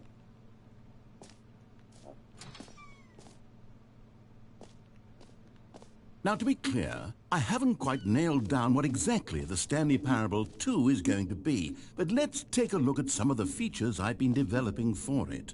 I figure that if I can loosely organize a handful of interesting concepts, that surely the game will sort of naturally spring up around them. It'll all work itself out. Game development is much more of a fuzzy magic than anything scientific or logical, really.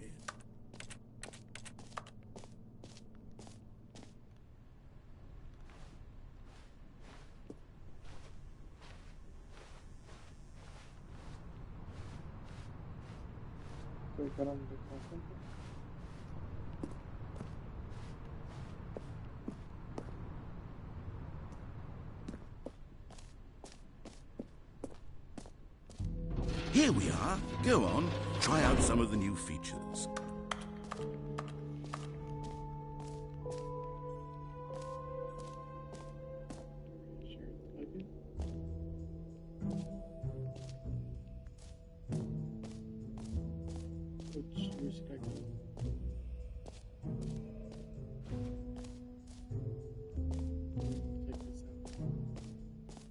For the Stanley Parable 2, I asked myself, what do players really want?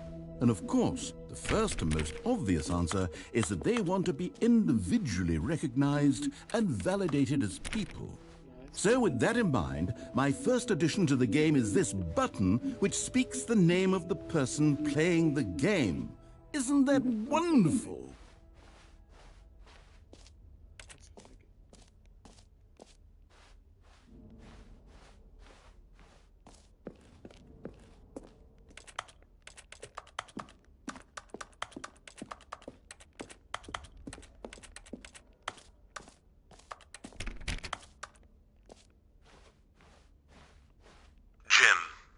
Sorry, I should have clarified. Right now, the button only says the name Jim. But of course, in the final game, this button will say your name, whatever name that is.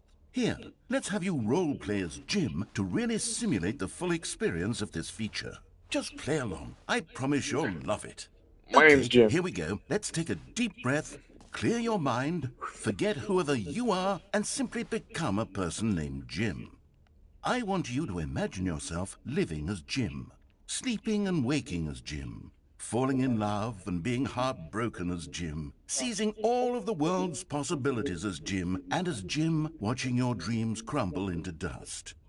Do you feel it deeply? Are you really truly Jim right now? If so, then please step forward and press the button. My name's Jim, and I'm playing the Stanley Parable. Jim. Yes, you see? What a thrill, what a rush. That was you. The button described you. Do it again, do it again. Jim. Oh, it hits even harder the second time. If this were the only new feature in the Stanley Parable 2, it would still be worth the money. Let's take a break from the gym button. I'm too emotionally drained from all of this personal validation. The door's open. What if I press on it?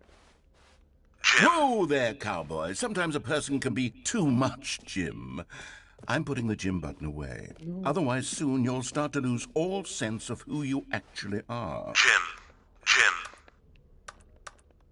Oh, dang it. I thought my name's Jim.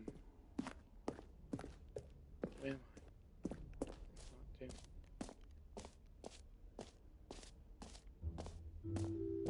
I suppose I could allow only people named Jim to play the Stanley Parable too. That would actually save me the work of finishing this feature. That's new. An epilogue would be fun, wouldn't it, Stanley? Yes, it will go at the end of the, well, we'll figure that out later. I wasn't even... Yeah, it's just that blog.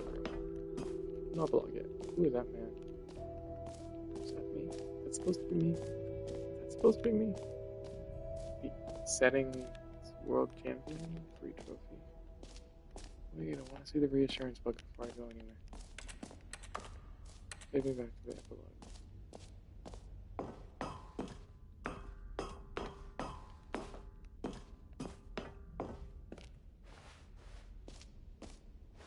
Please, no screenshots.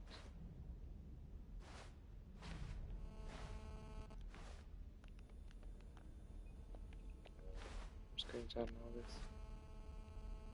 The baby's all grown up? I burned that goddamn baby. I burned that baby.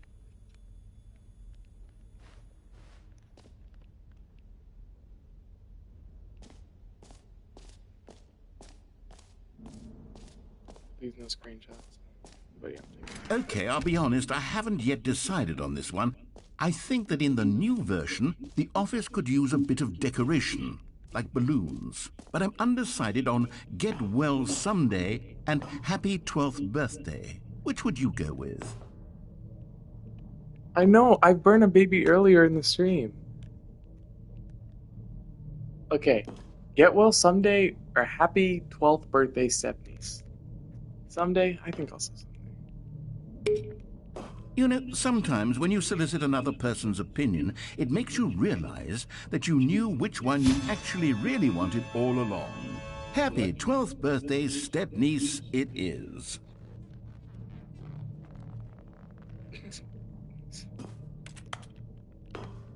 There's balloons. Alright then. No, it looks like... Oh, it doesn't look right. Or actually, maybe I should have gone with... No, I've made my decision, we're moving on. Should have gone with the other one. Just saying. Every pause button is a Roman numeral. Wow. Stanley Parable. A common complaint of the Stanley Parable was that it was confusing and paradoxical, that it engendered a chaotic sense of reckless despair in those who played it. Well, I'm happy to say that after much consideration, I've engineered a clever solution to this fundamental problem with the game. It's the Stanley Parable Reassurance Bucket. You see, Stanley, anytime you're holding the bucket, a sense of calm and ease will fill your mind and your heart. It's true. As long as you hold on to the bucket, the many disorienting contradictions of the Stanley Parable will feel perfectly normal and perhaps even comforting. You may even come to long for the gentle embrace of jarring cognitive dissonance while the bucket is in your arms. And to be honest, it's a much more convenient solution for me than actually redesigning the game to be less uncomfortable. Can you imagine what a pain in the ass that would be? Yes, the bucket is the perfect solution. Come on, give it a try. Can you feel it? The glow of comfort, even in the face of crushing despair, must already be sweeping through your body. And in fact, can I say that I do believe the bucket lends you an air of charisma as well? I think that just holding it has made you the slightest bit more attractive as a person. Thank you. The benefits of the bucket seem to go on and on, don't they? All this and more await you in the Stanley Parable 2. I rock with the bucket. Anybody else? I'm rocking with the bucket. I rock with it. Does anyone give out awards for most enjoyable bucket in a video game? That really should be an award if it isn't already.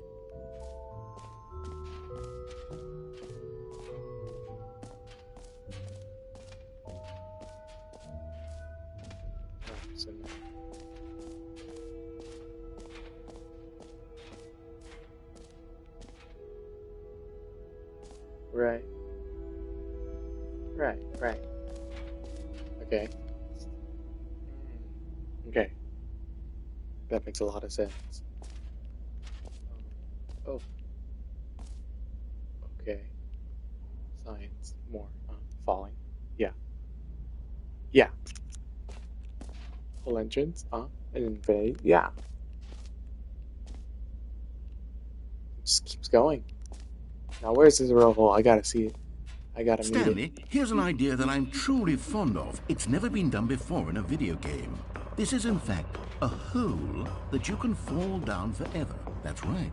Infinite falling. You can fall until the end of time, if you like. A stunning leap forward for video games as a medium.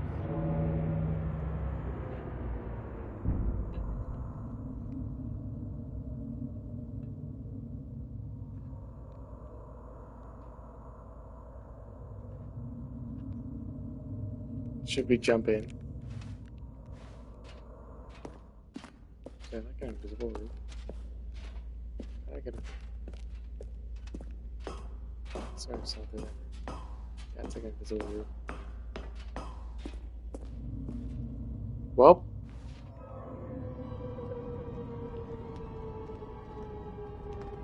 You see, isn't it wonderful? One of my more ingenious concoctions, if I do say so. Now then, since you've gotten to see the infinite hole, you can press the teleport button to pop back up to the top, and we can continue onward. Now, I don't mean to be a bummer, but I do recommend you use the teleport button to go back to the top. Maybe do it on the sooner rather than later spectrum of things.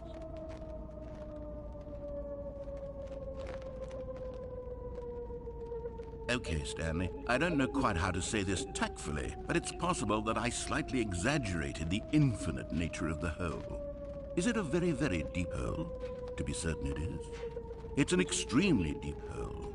I don't want anyone to say that it isn't an astonishingly deep hole. It is. Is it infinite? It's not infinite? That sort of depends on your definition of infinity. From one perspective, the infinite is merely philosophical in nature. It's more of a... Okay, well, good for you. You found the bottom of the hole. You found me out, Stanley. I'm a liar and a cheat, and you're so clever. Look, I think the issue here is just that you're unusually fascinated by falling. What normal person actually wants to fall infinitely? I figured the hole was as deep as anyone would actually need. Don't you put this on me. Maybe you're the problem. Look, things got a little heated there. I think we both said some things we didn't mean. Why don't we just put all this behind us and agree to just call the hole mostly infinite? Mostly infinite. If that works for you, then go ahead and press the teleport button to warp up to the top of the hole and we can move on. I'll just be up here when you're ready. Great. Now, I'm very excited to show you even more of my ideas for the sequel. Nice. That was mostly infinite. It's very mostly infinite. I gotta say.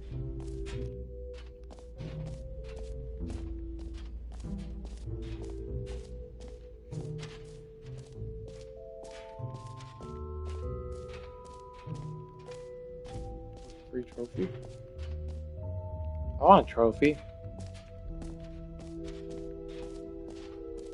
Pull the lever, receive your trophy. Now, here's something special. You remember that broken test trophy that got left in the game on accident? Well, I'm developing a technology to simply give you the trophy. Yes. You see, you'll come to this lever, and when you pull it, the trophy will be given to you. It's as simple as that.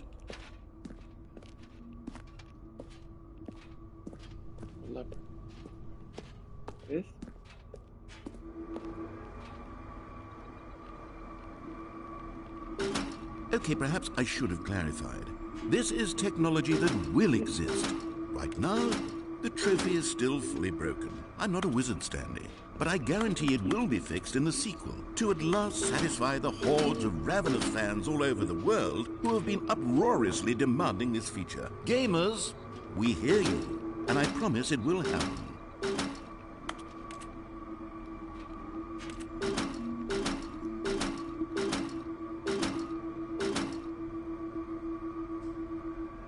What do you mean I skipped the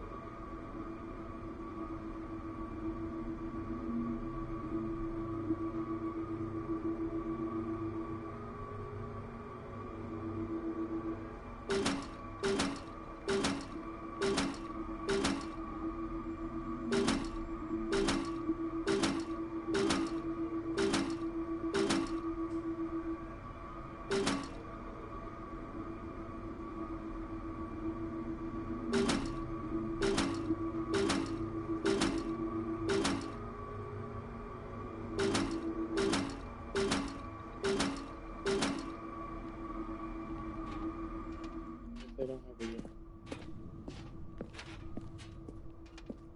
Where is it? I see it.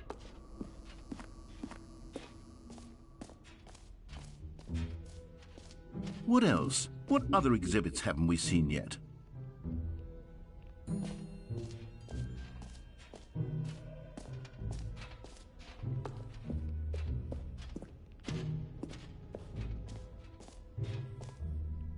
Ah, collectibles. Now it's a real video game. In the Stanley Parable 2, you'll run around gathering up these miniature Stanley figurines. And what's truly innovative is that there will be no reward for collecting all of them. I don't want to stifle the intrinsic joy of watching a number go up. You simply collect all of them, and then you move the hell on with your unremarkable life.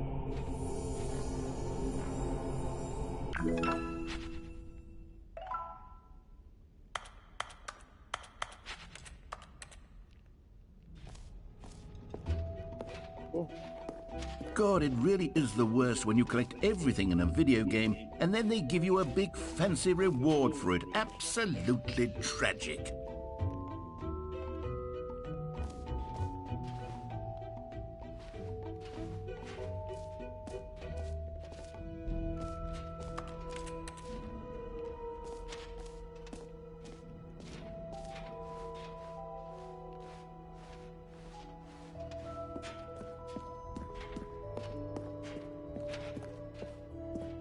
All right, have you seen everything you wanted to? Ready to move on now?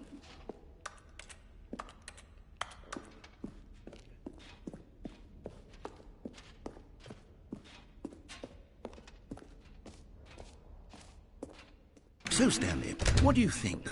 Do you like all of the new features? Yes, I know it's not exactly clear yet how exactly these features will come together as one single coherent video game, but I can feel it in my soul.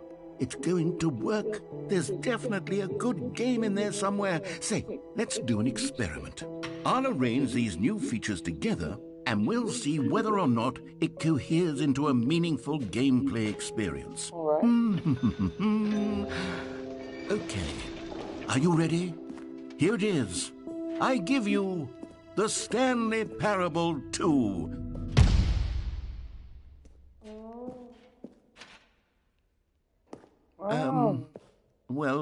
I mean, there's potential here, right? It's sort of... Okay, never mind. Hold on. Let me do a different arrangement. Okay, nice. Yes, this is much better. I feel good about this. Here we go.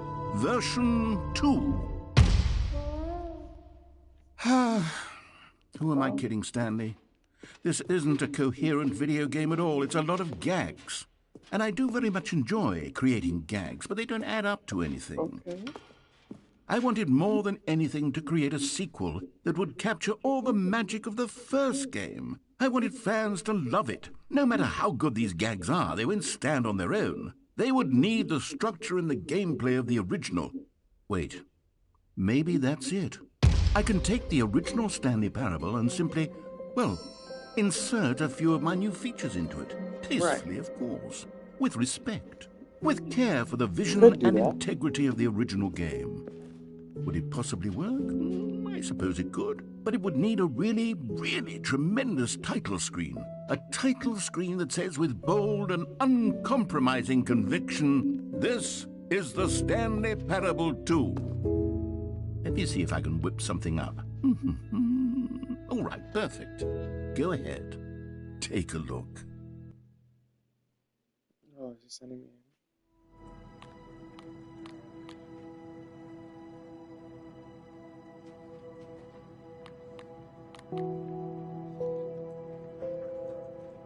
It's looking like a very ominous board.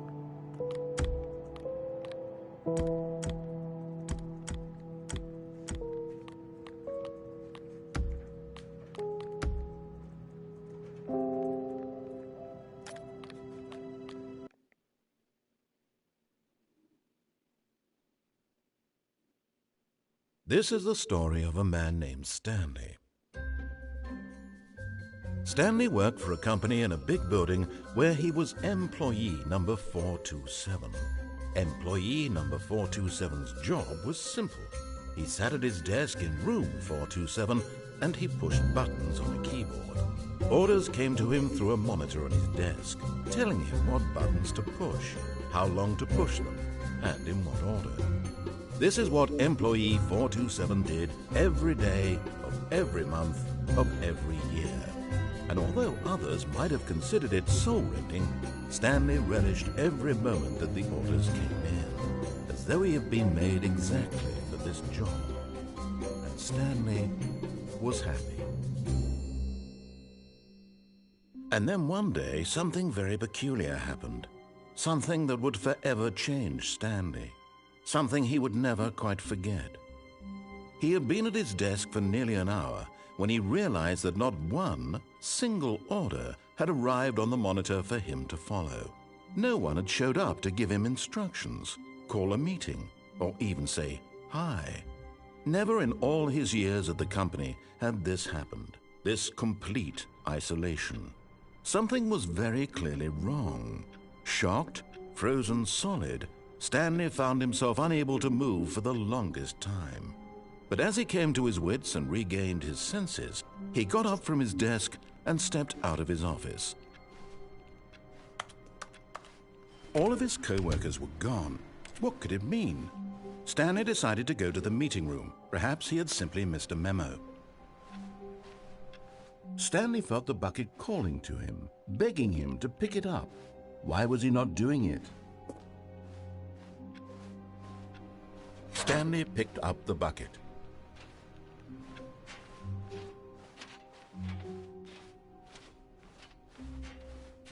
Stanley clutched the bucket tightly to his chest and entered the door on his left.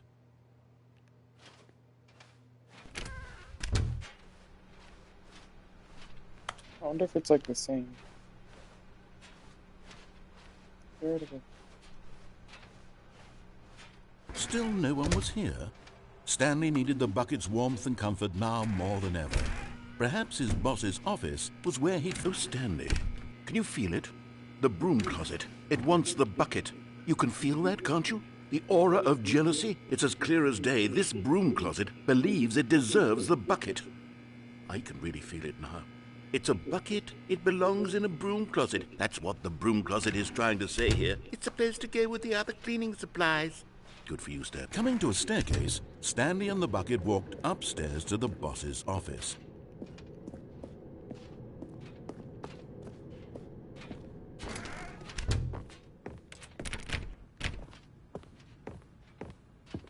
Stepping into his manager's office, Stanley was once again stunned to discover not an indication of any human life. Crushed by the weight of this revelation, Stanley may have broken down into an emotional dumpster fire if not for the soothing presence of the bucket. Even now, in his darkest of hours, did the bucket's warmth and guiding light pierce the dark clouds of confusion and chaos. It would be with him always. The bucket would, and he knew it. The two of them were inseparable. At this point, Stanley was so absorbed in the tender spiritual connection he shared with the bucket that he didn't notice the keypad behind the boss's desk. nor in his bliss of simply being near the bucket did he have any notion that the pin number for the keypad was 2845.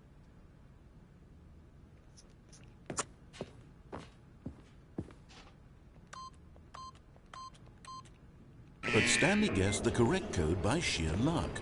Was it that the bucket knew all along? Was the bucket guiding him? Yes, this is certainly the most logical explanation.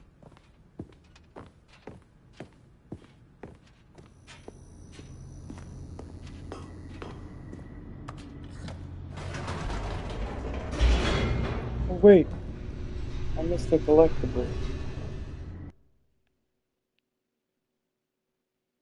The elevator raced downward, plummeting towards an unknown fate. It would be all Stanley could do to keep himself together, if not for the bucket. Soothing him, comforting him, reassuring that in this darkest moment of uncertainty, he would be all right. The bucket is here for you, Stanley. Everything will be fine.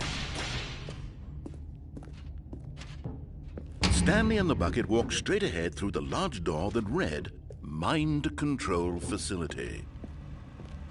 Although this passageway had the word escape written on it, the truth was that at the end of this hall, Stanley and the bucket would both meet a violent death.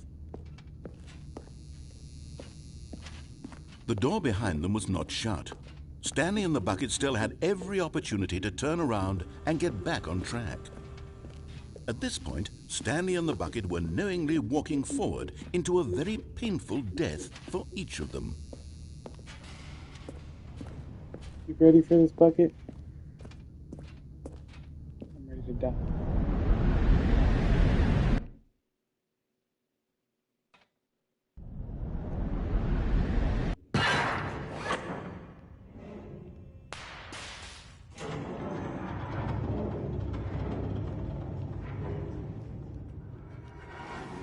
Oh, shoot, bucket. As the machine whirred into motion and Stanley and the bucket inched closer to their demise, Stanley reflected on how meaningless the bucket's warmth and comfort had turned out to be. To be sure, it puts the mind and the soul at ease to embrace the bucket, but what use is a sense of ease when you're about to be crushed to death? This is what Stanley thought to himself, and he sort of kicked himself for wasting so much time carrying a bucket everywhere. Farewell, Stanley.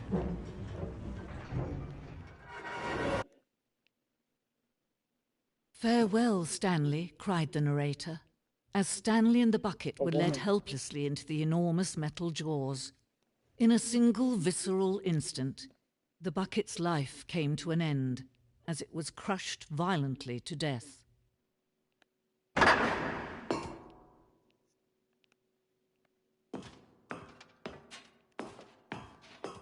It was a shame, the death of such a magnificent bucket. It's true that all buckets are radiant in their own way, but this one stood above the rest. It was a glorious bucket to behold. I don't know who this is. She just got here. You are standing at the... I don't like her. She doesn't read stuff for me. The precipice of knowledge. Much like of the bucket, a bucket itself. The human mind is frequently empty within. A cavernous void, but through use of exhibition in front of you, the mind becomes full and enriched in substance. Substinated? I don't know. Knowledge of the bucket and its history is only true knowledge we really have. Is the only true knowledge we really have. Will you take what you learn here out with you into the world? Will you accept with an open mind what may be challenging about the information in this exhibit? Will you change the lives of yourself and your loved ones as a result of this exhibit?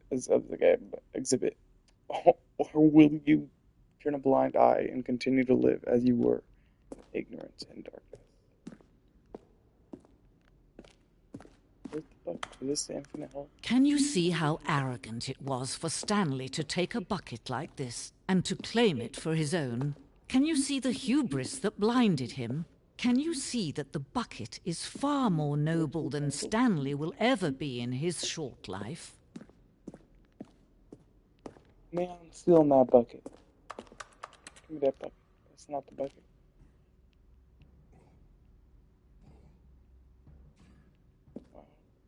Something about a bucket being burned. Distress. Hoping.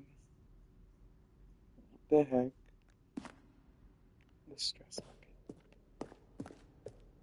Well, I got a bucket because I did the Stanley Parable too, and then I decided not to go right way. I ended up killing the bucket on accident.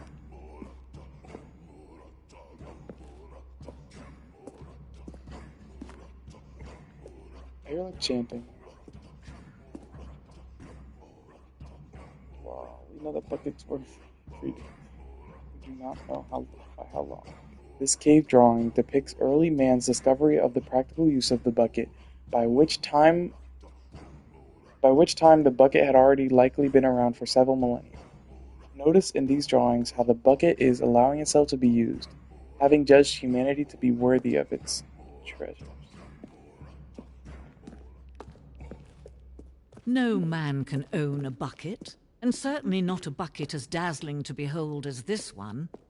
It is man who should kneel before the bucket. The hanging bucket. This piece symbolizes the necessary relationship between bucket and humanity. However clear our grasp of the bucket may be, there is yet more that is always out of reach. This distance inevitability is for our own good. I'm gonna jump. Oh my gosh, is this the infinite hole? Or the nearly infinite hole? Mostly infinite? But there is something we can do. Something we can do together, you and I, that will right this terrible wrong. Let Stanley die. Let him be crushed by the machine. Don't reset the game. Don't give him another opportunity to run off with another beautiful bucket. We can save the world's buckets from their treatment as tools and implements. If only we let Stanley die together, the bucket shall take its place as ruler, as leader, as commander of a new world, a new vision. Guys, I gotta save Stanley. I can't let Stanley die. Forget the bucket. Forget the bucket. Let me die.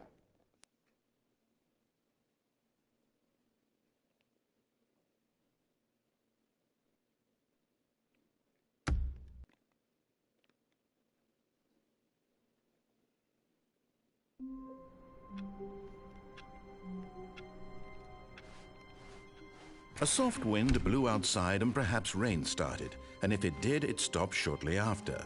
Stanley hoped that he would one day see. Stanley lifted the bucket into his arms, and a wave of comfort rushed over him.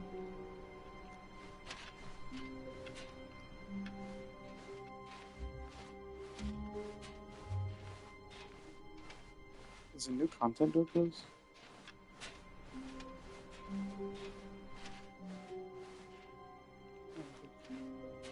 Where do we go? Over here? What are you doing right here? Okay. Stanley clutched the bucket tightly to his chest and entered the door on his left. This was not the correct way to the meeting room, but Stanley had felt the bucket calling to him, telling him that the employee lounge was simply the place to be. And here it was. Had the bucket turned out to be correct? Was this... No, never mind. The bucket was wrong. Stanley took the door on his left to go back to the meeting room. No, said the bucket. Don't go to the meeting room. Go somewhere else. The cargo lift, yes. Go there. Go to the... But Stanley feared that any path he walked might lead to the separation of himself and the bucket, his dearest friend. So he threw himself to his death, that they might die in one another's arms. How deeply touching. The end, never the end, never the end. All of his co-workers were gone. What could it mean? Stanley decided to go to the meeting room. Perhaps he had simply missed. The confusion and the chaos all seemed to melt away as Stanley embraced the bucket. Stanley clutched the bucket tightly to his chest and entered the door on his left. This was not the correct way to the meeting room, but Stanley had felt the bucket calling to him, telling him that the employee lounge was simply the place to be. And here it was. Had the bucket turned out to be correct? No, never mind. The bucket was wrong. Stanley took the door on his left to go back, and so the two of them detoured through the maintenance section and walked straight ahead to the opposite door. Still no one was here. Stanley needed the bucket's warmth and comfort now more than ever. Perhaps his boss's office was where he'd find. Coming to a staircase, Stanley and the bucket walked upstairs to the boss's office.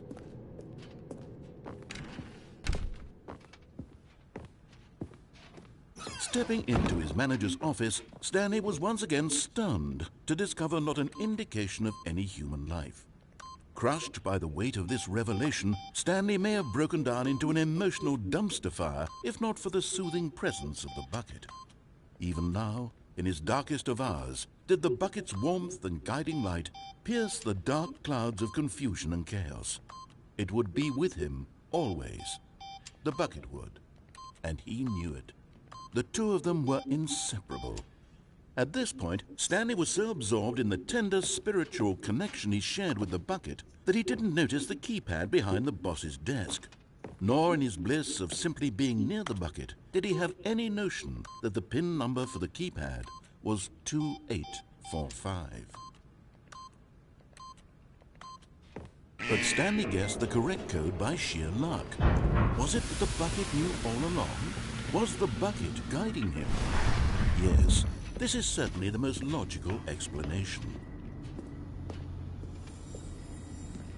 You found one of them. One of the miniature Stanley figurines. Remember, no reward for collecting all of these, only the intrinsic pleasure of a job well done. You can't buy that sort of happiness, Stanley. God knows I've tried. So, I implore you to savor each and every moment you come across one of these beautiful figurines. Well, let's do the correct storyline. Now that we've done, like, I think I've done everything else.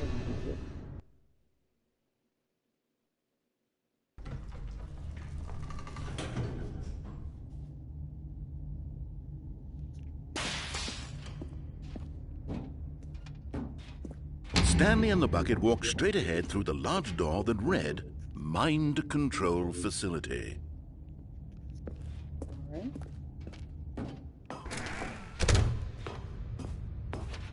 Never been here. The lights rose on an enormous room packed with television screens. Wait, are we? What horrible secret we're did this here. place hold? Stanley and the bucket both wondered to themselves. We've been here before. Just in another area.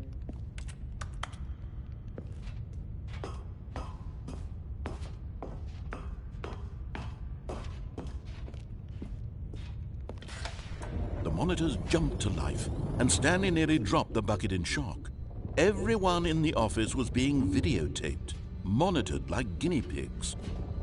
The bucket had never seen anything like this, and it very nearly burst into tears as Stanley cradled it gently, reassuring it that everything would be fine. What are we, 427? We're right there.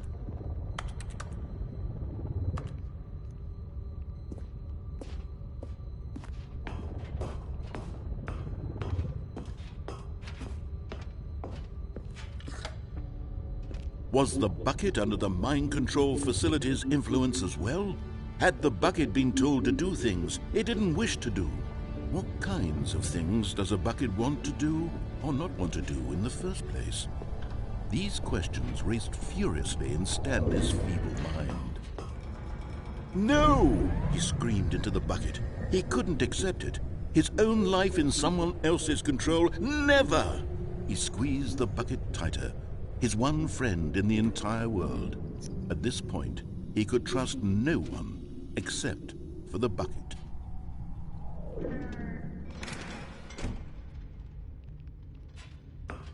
But here was the proof. The heart of the operation. Controls labeled with emotions, happy or sad or content. Walking, eating, working, all of it monitored and commanded from this very place. And as the cold reality of his past began to sink in, Stanley decided that this machinery would never again exert its terrible power over another human life. For he and the bucket would dismantle the controls for good. Two best friends, Stanley and the bucket, up against the world. They high-fived in a really cool way, and the bucket made a sassy comment about taking down the system.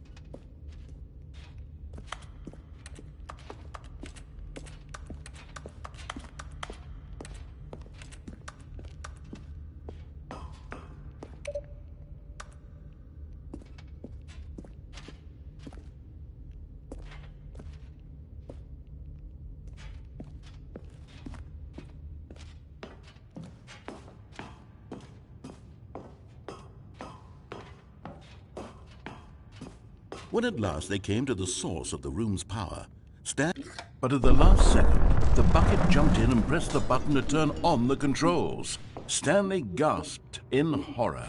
Had this been the bucket's plan all along? To take over the machine and claim the power for itself? How could the bucket have betrayed him like this? Stanley was prepared to throw the bucket away in disgust when suddenly an image appeared upon the enormous screen. Birds. Silly, silly birds. The control buttons became active again.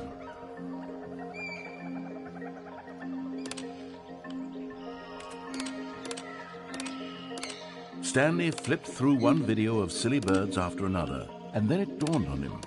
This wasn't a mind control facility at all. It was a facility for monitoring and surveilling silly birds all over the world. The mind controls were only a facade to disguise its true intentions. Had the bucket known this all along? Stanley marveled at the metal genius in his hands, the one who had pointed him towards this incredible discovery. Stanley and the bucket never found freedom because they spent the rest of their lives here in this place, flipping through live streams of the silliest birds imaginable. Of all the possible paths his life could have taken, this one was surely the best. And Stanley was happy.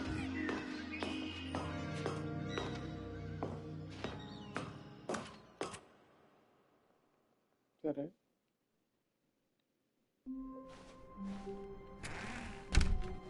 Why does this place keep changing? I'm not taking that book. When Stanley came to a set of two open doors, he entered the door on his left.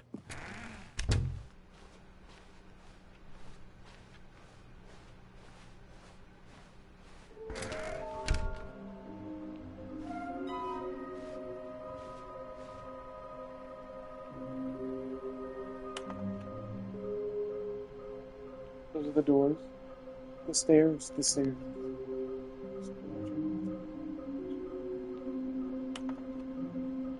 I know where these are. I dreamed a lot about this. I know where some of these are.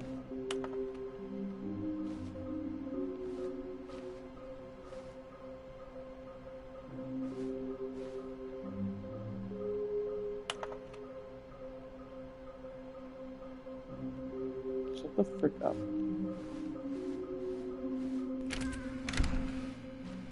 Oh, no. Oh, no, no, no, no, no, no, no, no, no, no, not again. I won't be part of this. I'm not going to encourage you. I'm not going to say anything at all. I'm just going to be patient and wait for you to finish whatever. Coming to a staircase, Stanley walked upstairs to his boss's office.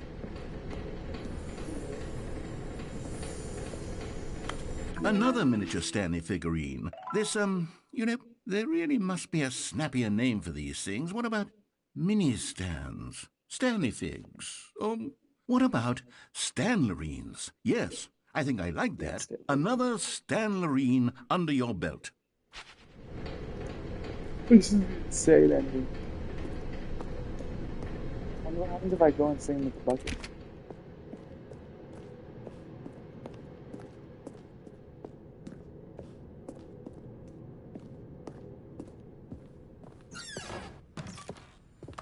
Okay, I'm going back to the name of these little Stanley figurines, and now I'm torn between Stanlerines and Figlies. What do you think, Stanley?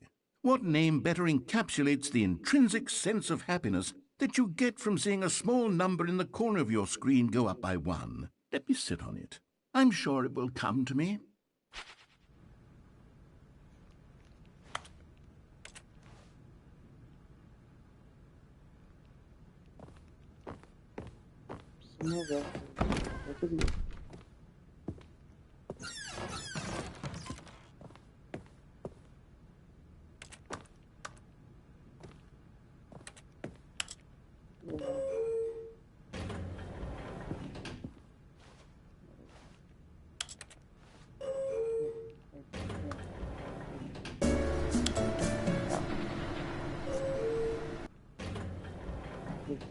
Vibrating elevator. Stepping into his manager's office, Stanley was once again stunned to discover not an indication of any human life. What could it mean? Stanley was in such a rush to get through the story as quickly as possible, he didn't even have a single minute to just let the narrator talk. That kind of anxiety isn't healthy, so he relaxed for a few moments with some calming New Age music.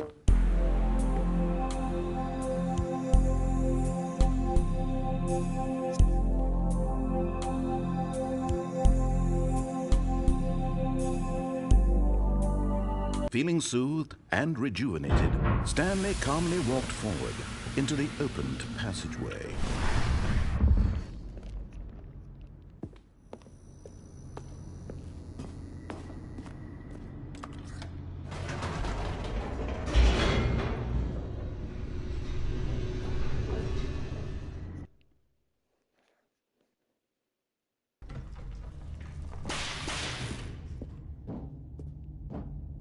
Stanley walked straight ahead through the large door that read Mind Control Facility.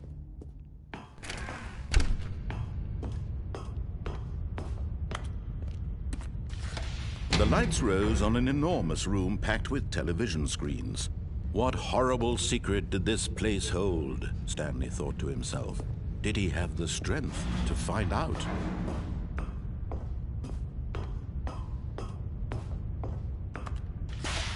Now the monitors jumped to life, their true nature revealed. Each bore the number of an employee in the building, Stanley's co-workers. The lives of so many individuals reduced to images on a screen, and Stanley, one of them, eternally monitored in this place where freedom meant nothing.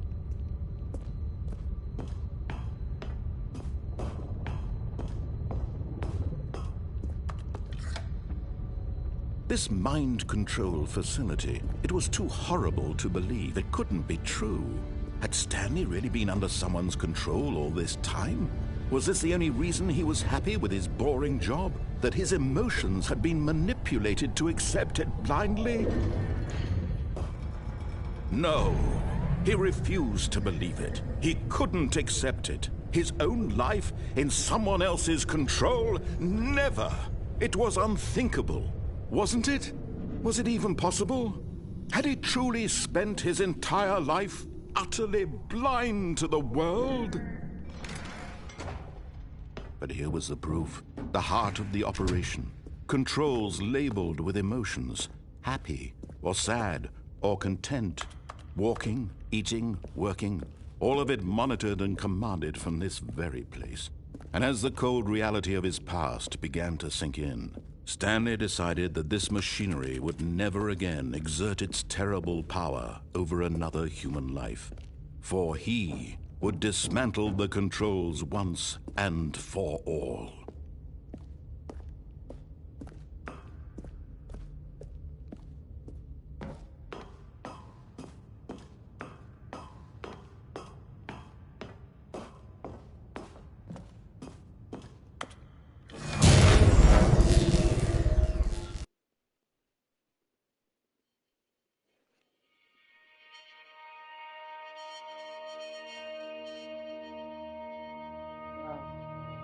Blackness, and a rising chill of uncertainty. Was it over? Is that it?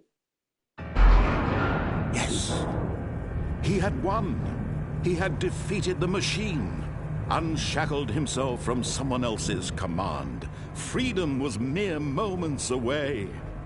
And yet, even as the immense door slowly opened, Stanley reflected on how many puzzles still lay unsolved. Where had his co-workers gone? How had he been freed from the machine's grasp?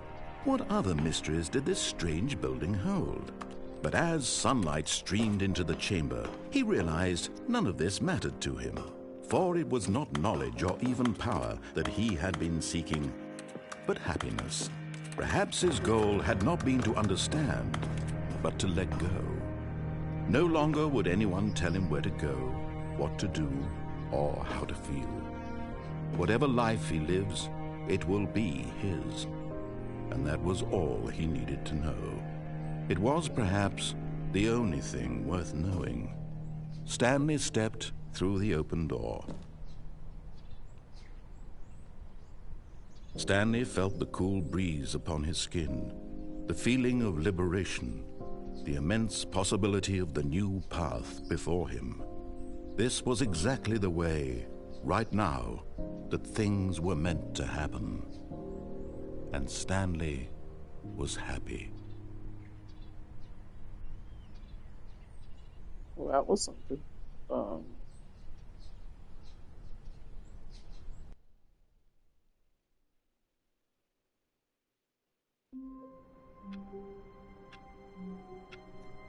Wow. All of his co-workers were gone. What could it mean? Stanley decided to go to the meeting room. Perhaps he had simply missed a memo.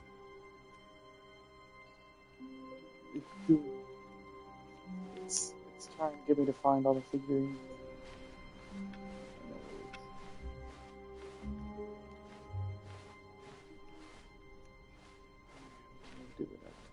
When Stanley came to a set of 2 open doors, this was not the correct way to the meeting room, and Stanley knew it perfectly well.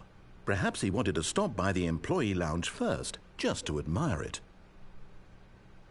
Fair point. If I do.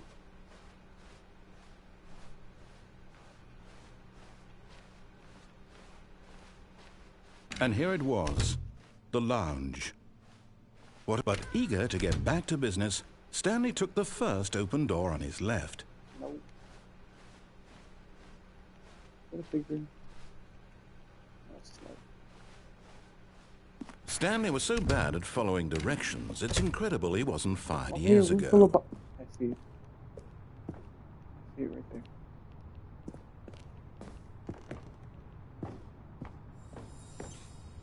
You're getting close now, Stanley. You've nearly gotten all of the Figler and Marines. Very soon, you'll collect the last one, and then the first number will equal the second number, and that will be it.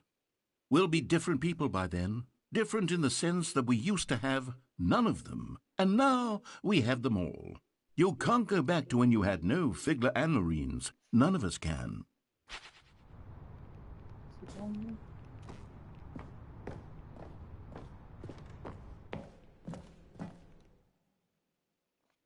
Where's this going to take me? All the way back to the office? Whoa. Stanley had now gotten himself so far off the beaten path that it seemed the office had begun. So far off the beaten path that it seemed the office had begun. So far off the beaten path that it seemed the office had begun. So far off the beaten path that it seemed the office had begun. So far off the beaten path that it seemed the office had begun. So far off the beaten path that it seemed the office had begun. So far off the beaten path. You didn't think I was actually just a recording, did you?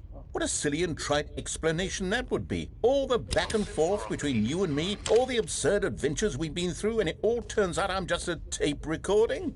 It was all just in Stanley's head. I bet that's the kind of twist you think is revelatory. I bet each and every time you watch a movie where it turns out all to be in the main character's imagination, you must absolutely bolt off the couch in pure shock at the phenomenal and intricate storytelling. It must be so simple to be you. Life being an unending waterfall of surprises and delights.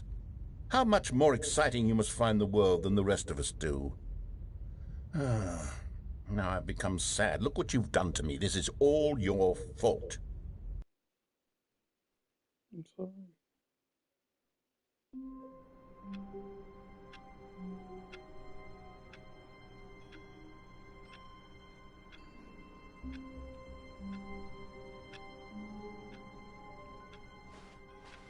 Stanley decided to go to the meeting room to check on his co-workers. He never functioned well by himself and constantly needed support and guidance. Warmth spread through Stanley's arms.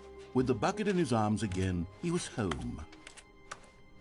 Stanley clutched the bucket tightly to his chest. This was not the correct way to the meeting room, but Stanley had felt the bucket calling to him, telling him that the employee lounge was simply the place to be. And here it was. Had the bucket turned out to be correct? No, never mind. The bucket was wrong. Stanley took the door on his left to go back to the meeting room. No, Said the bucket.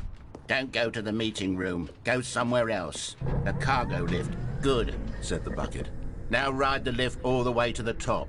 There's something up there I need you to do. Stanley did not question why or how this bucket was speaking to him. It should have alarmed him, of course, because buckets can't talk. But Stanley chose not to think about this obvious fact. He was firmly convinced that the bucket had spoken to him, and he unthinkingly did whatever the bucket asked.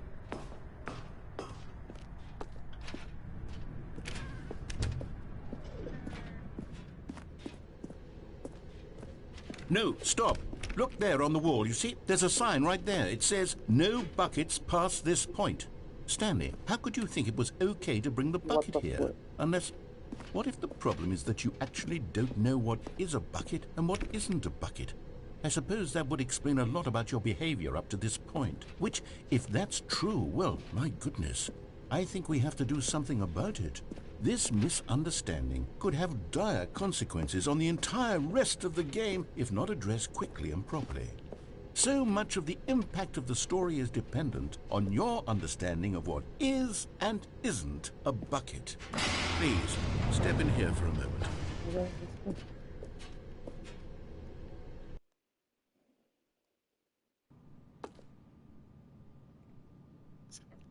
Lord. Now then, I'm going to run you through some test scenarios, and you'll tell me whether or not the thing I'm showing you is a bucket. Simple enough, right? This should tell us everything we'll ever need to know about what is or is not a bucket. Okay, let's begin. Item 1. Is this a bucket? Oh, is that a bucket?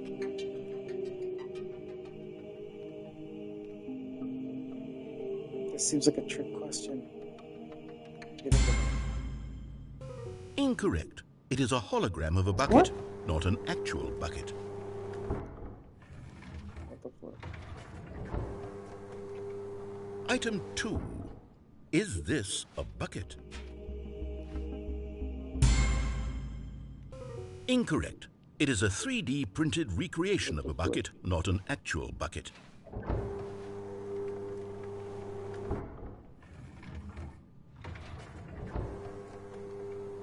Item 3. Is this a bucket? Nah, it's gotta be like a 3D printer. Incorrect. This is a bucket.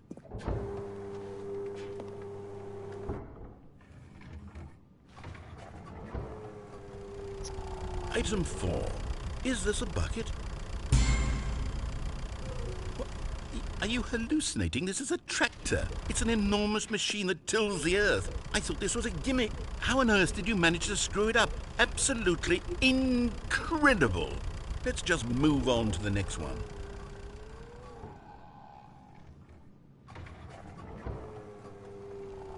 Is this a bucket?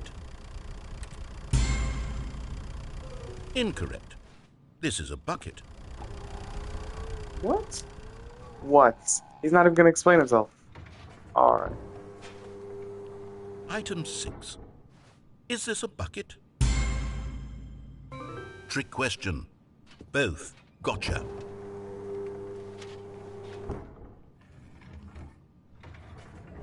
Item... Wait, hold on. I can't find the next one. Let me see. It should be around here somewhere.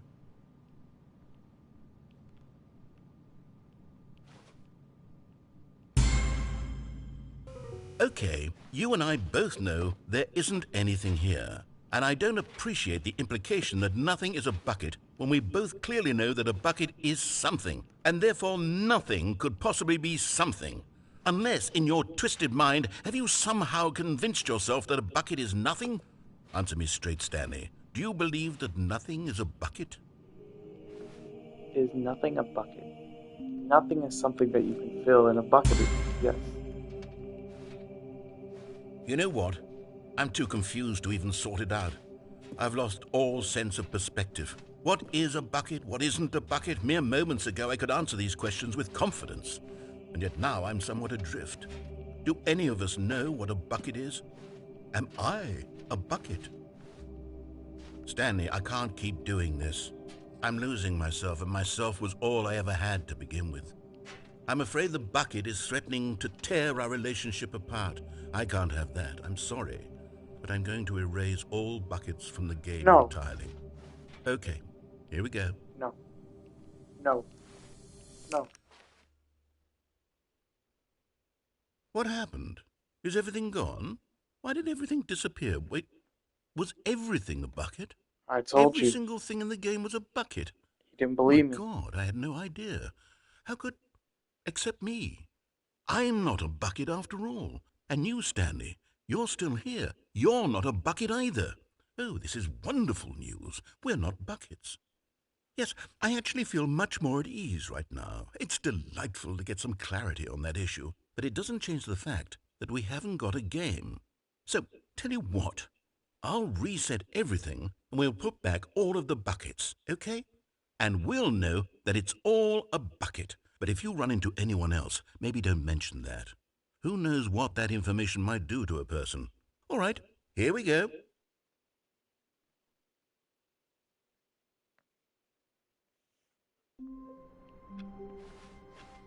All of his co-workers were gone. What could it mean?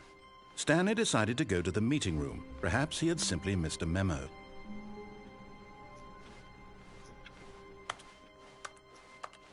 The bucket is getting in between me and the narrator's relationship, and it's not working. When Stanley came to a set of 2 open doors, this was not the correct way to the meeting room, and Stanley knew it perfectly well. Perhaps he wanted to stop by the employee lounge first, just to admire it. It was okay. But eager to get back to business, Stanley took the first open door on his left. Stanley was so bad at following directions, it's incredible he wasn't fired years ago. Look, Stanley, I think perhaps we've gotten off on the wrong foot here. I'm not your enemy, really, I'm not. I realize that investing your trust in someone else can be difficult, but the fact is that the story has been about nothing but you all this time.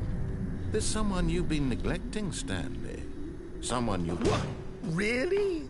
I was in the middle of something. Do you have zero consideration for others? Are you that convinced that I want something bad to happen to you? Why, I don't know how to convince you of this, but I really do want to help you, to show you something beautiful. Look, let me prove it. Let me prove that I'm on your side. Give me a... And there it is. The last Stiggly Wiggly. Savor this moment, Stanley. This is a real accomplishment. This is doing something just for the sake of doing it. Where so many people expect to be rewarded for the most trivial achievements, you've insisted that a job well done is its own reward. I would tell you that I'm proud of you for collecting them all, but that would be like a reward, and we can't have that. So, instead I'll just say, it's done. We're all done here, and now we can go to whatever the hell you were doing before you hunted for figurines. Now listen carefully, this is important. Stanley walked through the red door. Oh, thank God you are willing to listen to me. Do you see that I really have wanted you to be happy all this time? The problem is all these choices. The two of us always trying to get somewhere that isn't here. Running and running and running, just the way you're doing right now. Don't you see that it's killing us, Stanley? I wanted to stop. We would both be so much happier if we just stopped. And I think I have a solution. Here, let me show you.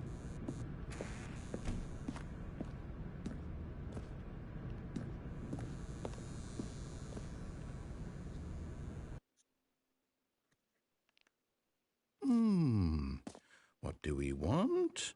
What are we looking for? Hmm? Do we want? Here. Yes. Oh, it's beautiful, isn't it? If we just stay right here, right in this moment with this place, Stanley, I think I feel happy. I actually feel happy. Can't have that. No, wait. Where are you going? Right. Where were we?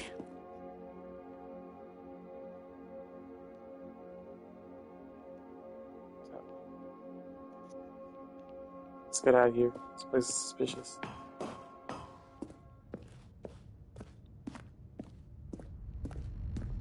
Oh no. Stay away from those stairs. If you hurt yourself, if you die, the game will reset. We'll lose all of this.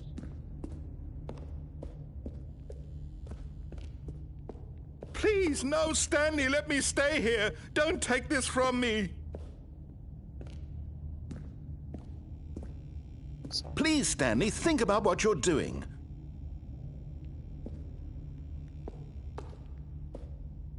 Maybe we should.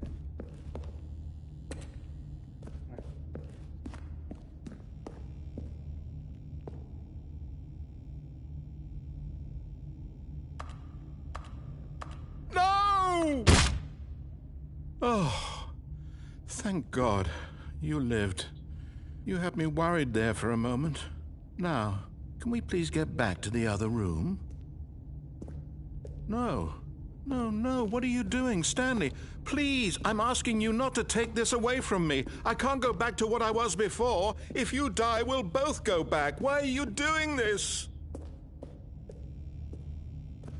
Gotta end the cycle.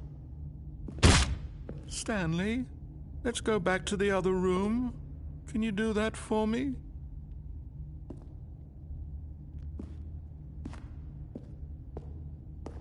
My God, is this really how much you dislike my game? That you'll throw yourself from this platform over and over to be rid of it? You are literally willing to kill yourself to keep me from being happy. Am I reading the situation correctly? Oh, I feel bad. I can't. Yes, perhaps you can. Perhaps you finally see what I'm talking about. Nah. Go back to that room. It's the only thing I can do.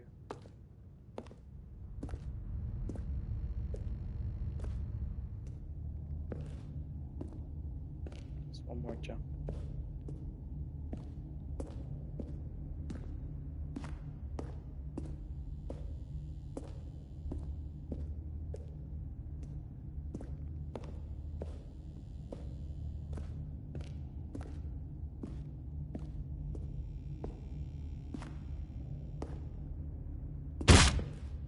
Or maybe you're just getting a kick out of it.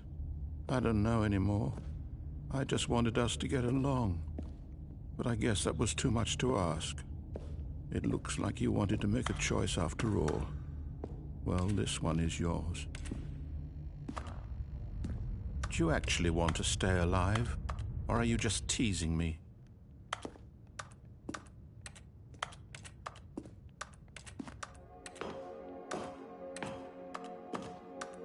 I wanted us to be happy here, Stanley. I really did. I still thought that was possible.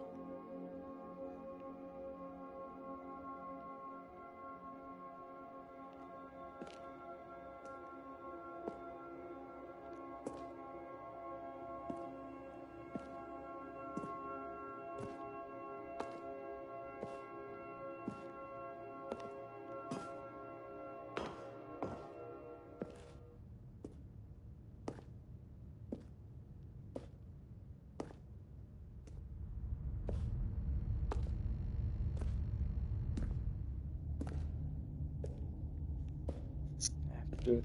Seems like the only way to get out.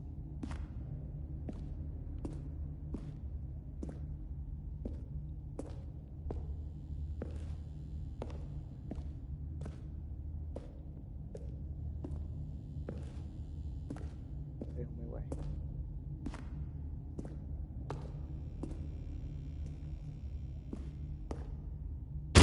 Is it over? It's going to restart, isn't it? I'm going back.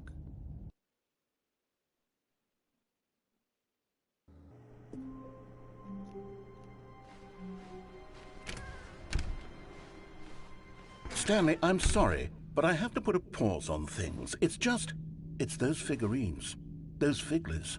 I haven't stopped thinking about them since you nabbed every last one. Wasn't it just the most intrinsically fulfilling moment of your entire life? Didn't it fill you to the brim with inner richness? Yes, I know we're supposed to be telling a story, but won't you please indulge me with one more trip back to the memory zone? I would love nothing more than to revisit the figurines. Just one more time.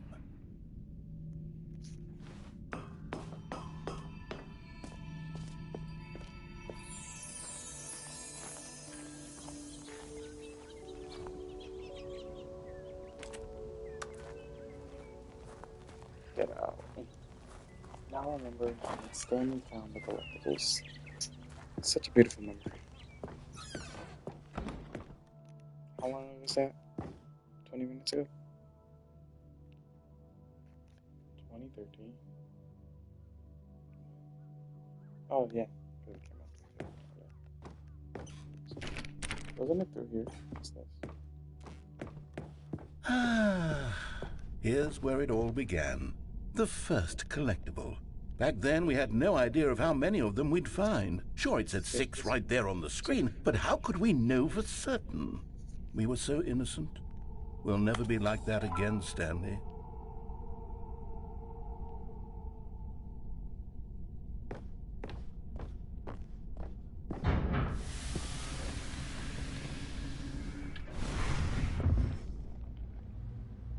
And here was the second Stanlerine. You found this one all on your own just by poking around behind the boss's office. You did that, Stanley. I'll be honest, back then I had no faith in you to find any of them, let alone 6. But you continue to surprise me in all sorts of mundane, unremarkable ways.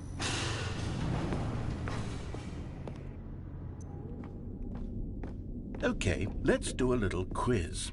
Which of these rooms was the room you found your third mini Stan? Can you remember?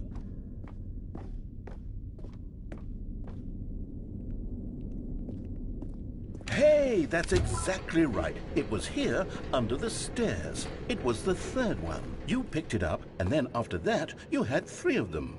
I'm glad these moments are so crystal clear in your memory, but I shouldn't be surprised. After all, science tells us that it's impossible to forget your third time doing anything.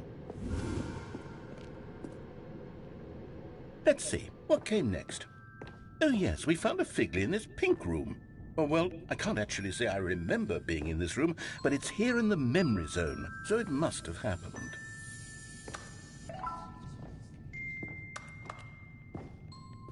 It's not right.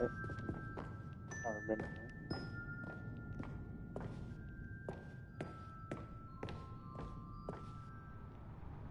This was the 5th mini-Stan, and this one was really something special. It was in the warehouse. I remember it so clearly.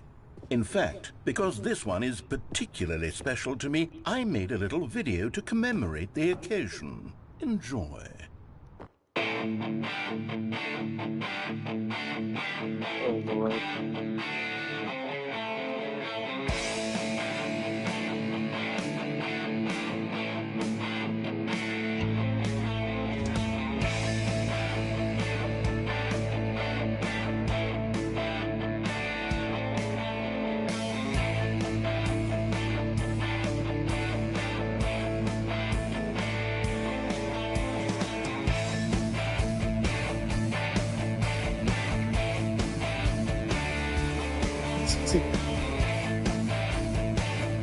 I can't do this. Wow. The narrator looked up for it. Takes you back, doesn't it? I spent a lot of time making that video, but it was 8 minutes I wouldn't have spent on anything else.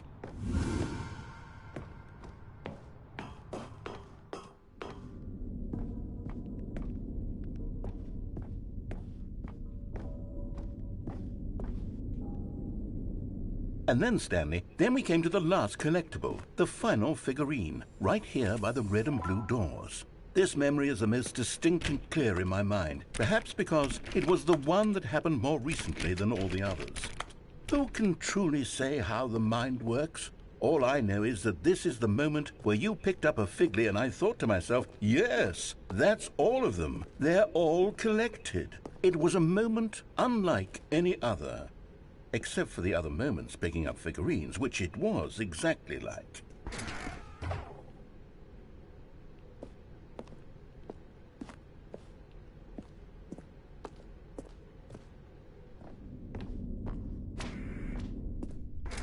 And then there was no more, because we've caught up to the present moment. Nothing left to do but move onward into the future. Goodbye, Memory Zone.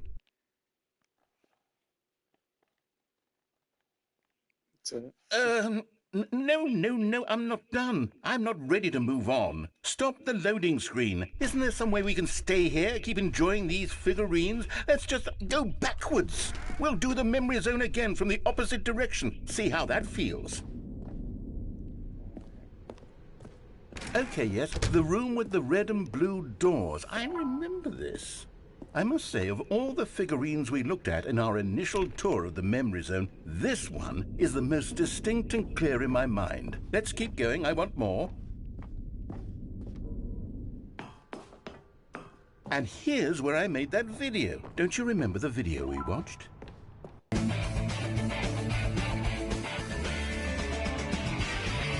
Yes, I love that video.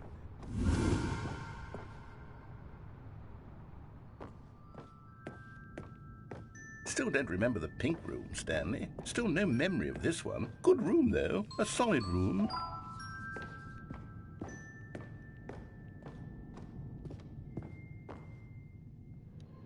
These really were a treat to hunt down. You know, if there had been any kind of reward for finding all of these, it really would have muted the intrinsic joy of collecting them. I'm very glad we resisted the temptation.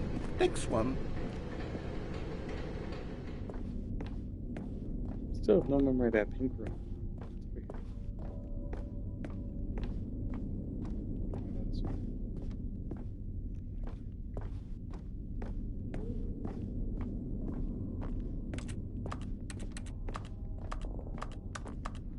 This was our second Figley. Don't you remember? Yes, I remember it too. The past is truly a wonderful thing. Why does anyone ever choose to leave it? Keep going. This is it, the very first one we found in the exhibit where I introduced you to the figurines. Oh, I want more memories, Stanley. I want to keep going. What else is there? What came before this?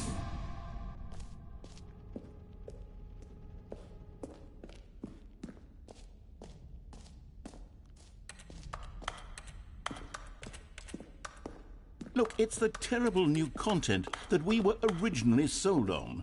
I remember hating it back then, but time does put a rosy filter on everything. In fact, I dare say I'm actually quite fond of it now.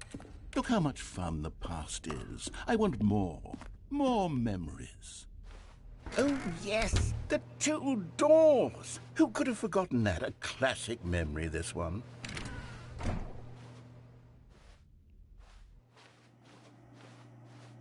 And before everything else, there was your office.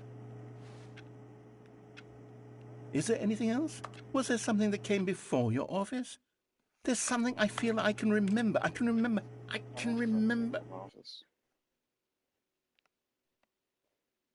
Yes, I'm remembering something now. I remember before this whole story got started. Back then I was different. I used to make big decisions. I was passionate. I was skeptical. I weighed each decision with profound thoughtfulness. And then somewhere along the way, I stopped making decisions. I became lazy. And I came up with a character named Stanley to do my thinking for me. He would make the decisions. He would decide which way to go. I would cheer him on as he collected figurines for no reason. Why did I invent Stanley? Was I lonely? Yes, perhaps that's it. Perhaps I needed to imagine I had companionship. And Stanley really did make for a wonderful companion, even if he was a fiction. But I suppose it's grown old. I want to think for myself again. I want to go back to how it used to be. Yes, I can be on my own again. I can do it. I'll be stronger this time. I'll take care of myself. I don't need Stanley anymore. Oh, but he truly was so much fun to play with. You know what?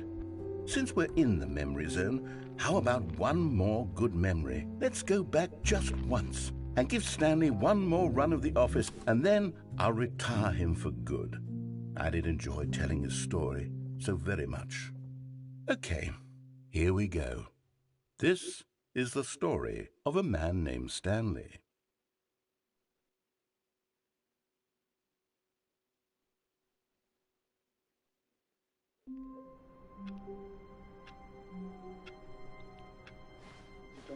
All of his co-workers were gone. What could it mean? Stanley decided to go to the meeting room. Perhaps he had simply missed a memo.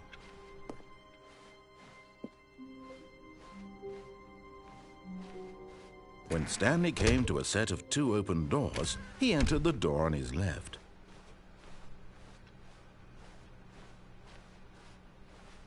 Yet there was not a single person here either. Feeling a wave of disbelief, Stanley decided to go up to his boss's office, hoping he might find an answer there.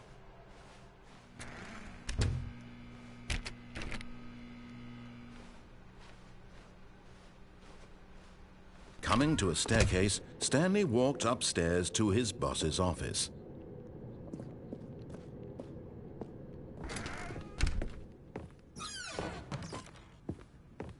Okay, I think we all know the drill by now. Blah, blah, blah. Dark secrets, the keypad. Stanley pushes some buttons. Oh, hey, look, it's a new passageway. Quelle surprise.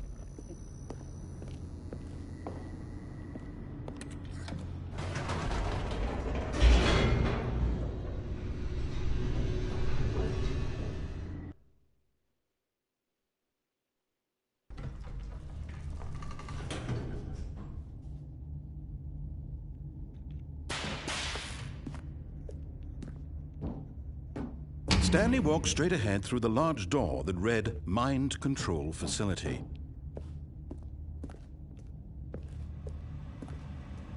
Although this passage, but of course, Stanley thought better of it and realized he simply had too much to live for.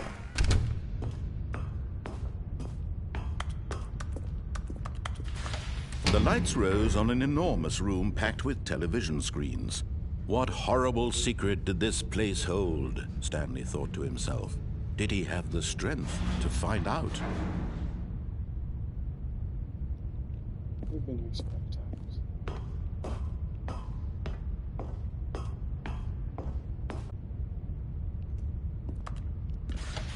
Now the monitors jumped to life, their true nature revealed. Each bore the number of an employee in the building, Stanley's co-workers. The lives of so many individuals reduced to images on a screen, and Stanley, one of them, eternally monitored in this place where freedom meant nothing.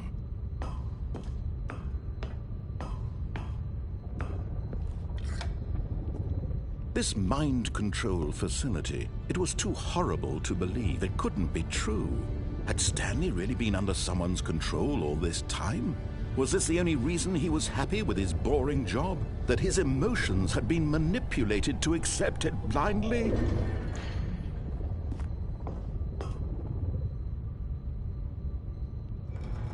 No, he refused to believe it. He couldn't accept it. His own life in someone else's control? Never!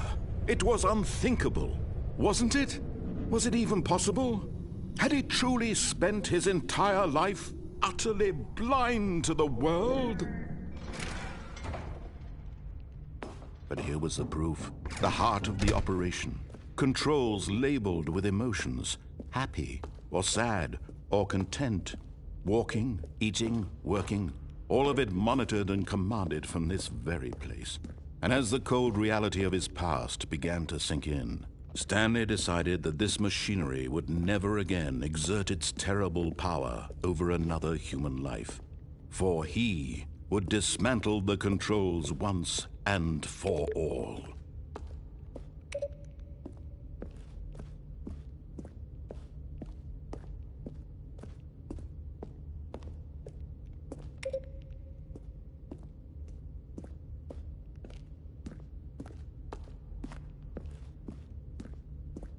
force up there.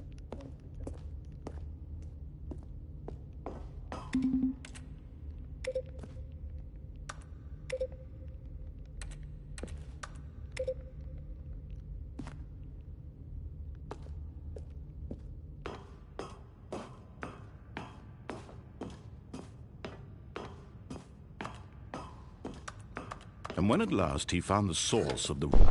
Oh, Stanley, you didn't just activate the controls, did you?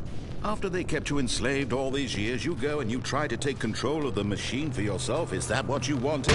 Control? Oh, Stanley, I applaud your effort, I really do. But you need to understand, there's only so much that machine can do. You were supposed to let it go, turn the controls off, and leave. If you want to throw my story off track, you're going to have to do much better than that. I'm afraid you don't have nearly the power you think you do. For example, and I believe you'll find this pertinent, Stanley suddenly realized he had just initiated the network's emergency detonation system. In the event that this machine is activated without proper DNA identification, nuclear detonators are said to explode, eliminating the entire complex. How long until detonation then? Let's say, 2 minutes. Now this is making things a little more fun, isn't it, Stanley? It's your time to shine. You are the star. It's your story now. Shape it to your heart's desires. Oh, this is much better than what I had in mind. What a shame we have so little time left to enjoy it. Mere moments until the bomb goes off. But what precious moments each one of them is. More time to talk about you, about me, where we're going, what all this means. I barely know where to start. What's that? You'd like to know where your co-workers are? A moment of solace before you're obliterated? All right, I'm in a good mood. You're gonna die anyway. I'll tell you exactly what happened to them. I erased them. I turned off the machine. I set you free. Of course, that was merely in this instance of the story. Sometimes when I tell it, I simply let you sit there in your office forever, pushing buttons endlessly and then dying alone. Other times, I let the office sink into the ground, swallowing everyone inside, or I let it burn to a crisp. I have to say this, though, this version of events has been rather amusing. Watching you try to make sense of everything and take back the control wrested away from you, it's quite rich. I almost hate to see it go. But I'm sure whatever I come up with on the next go-around will be even better. My goodness, only 34 seconds left. But I'm enjoying this so much. You know what? To hell with it. I'm going to put some extra time on the clock. Why not? These are precious additional seconds, Stanley. Time doesn't grow on trees. Oh dear me, what's the matter, Stanley? Is it that you have no idea where you're going or what you're supposed to be doing right now? Or did you just assume when you saw that timer that something in this room was capable of turning it off? I mean, look at you. Running from button to button, screen to screen, clicking on every little thing in this room. These numbered buttons, no, these colored ones, or maybe this big red button, or this door. Everything, anything, something here will save me. Why would you think that, Stanley? That this video game can be beaten? Won? Solved? Do you have any idea what your purpose in this place is? Stanley, you're in for quite a disappointment. But here's a spoiler for you. That timer isn't a catalyst to keep the action moving along. It's just seconds ticking away to your death. You're only still playing instead of watching a cutscene because I want to watch you for every moment that you're powerless. To see you made humble. This is not a challenge. It's a tragedy. You wanted to control this world, that's fine. But I'm going to destroy it first, so you can't. Take a look at the clock, Stanley. That's 30 seconds you have left to struggle. 30 seconds until a big boom and then nothing. No ending here, just you being blown to pieces. Will you cling desperately to your frail life, or will you let it go peacefully? Another choice. Make it count. Or don't. It's all the same to me, all a part of the joke. And believe me, I will be laughing at every second of your inevitable life from the moment we fade in until the moment I say, happily ever after.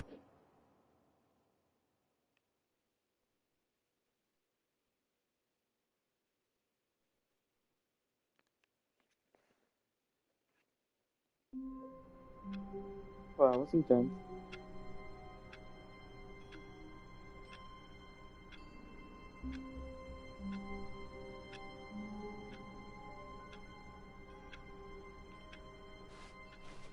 Wait, Stanley thought to himself. Am I sure that the orders stopped coming in? How is that possible? They never stopped. Surely I was mistaken.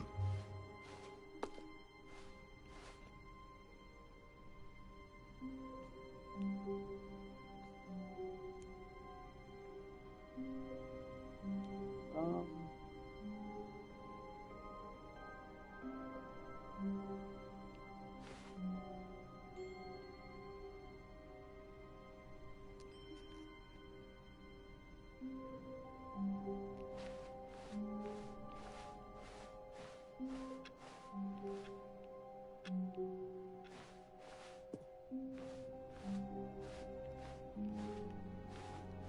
When Stanley came to a set of 2 open doors, he entered the door on his left. I think that's enough Yet for there was this not thing. a single person here I think we either. did Feeling a most of the wave of game. disbelief, I think I have much. Stanley decided to go up to his but boss's yeah. office, hoping he might find an answer there. Blocking that room. Coming to a staircase, Stanley walked upstairs to his boss's office. Well, I do think that'll be it. Here's the door, just go. Didn't even care anymore. We want to just check what it looks like if I get back. Like, if we get pressure to escape. I don't know. But after that, I think I'll end it.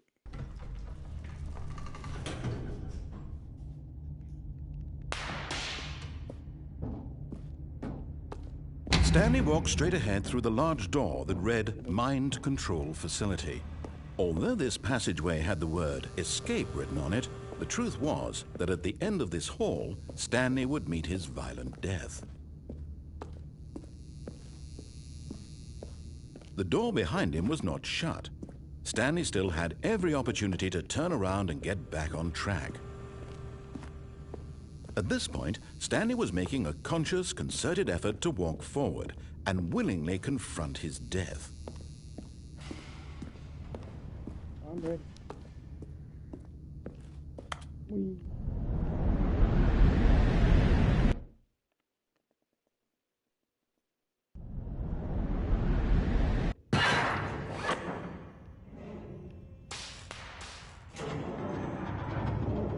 As the machine whirred into motion and Stanley was inched closer and closer to his demise, he reflected that his life had been of no consequence whatsoever. Stanley can't see the bigger picture. He doesn't know the real story, trapped forever in his narrow vision of what this world is. Perhaps his death was of no great loss, like plucking the eyeballs from a blind man. And so he resigned and willingly accepted this violent end to his brief and shallow life. Farewell, Stanley.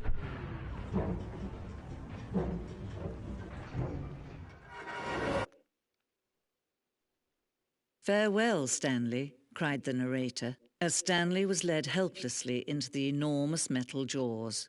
In a single visceral instant, Stanley was obliterated as the machine crushed every bone in his body, killing him instantly.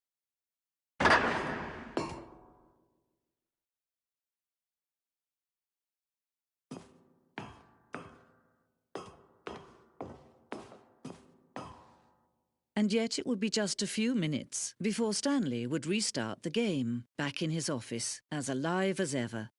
What exactly did the narrator think he was going to accomplish?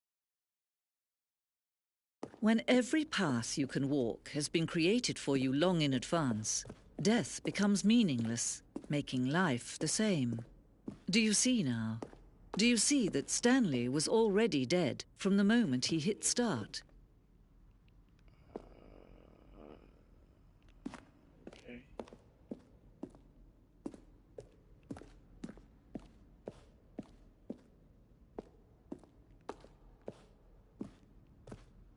That's supposed to be my office. And then through here. Enter here.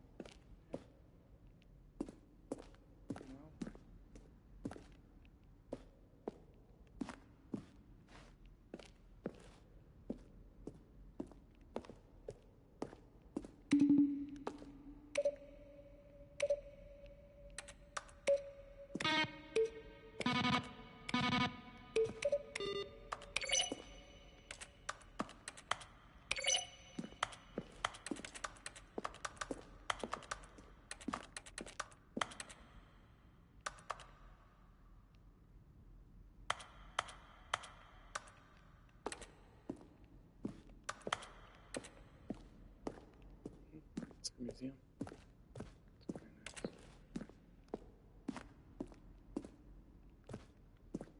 How did I get in?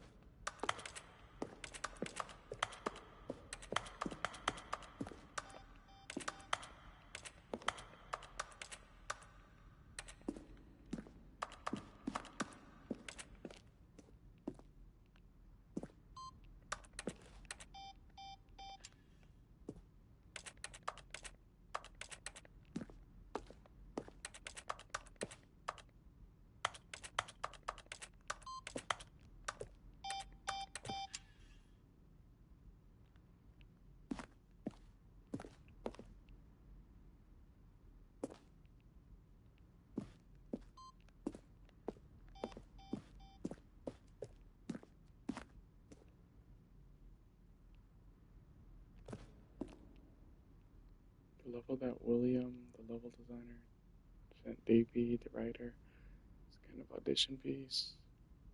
The strength of this level got William hired to design the full game. But much of the environment has changed, basically. So,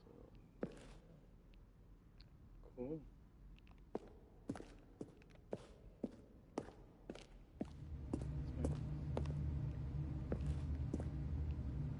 From left to right, the evolution of Stanley's office over time. First house created in November of 2011, second March 2012, and third. First, second, third. Kind of dirtied it up in the third. Kind of downgraded. I mean, I got a painting. It's cool. Nice. The lounge.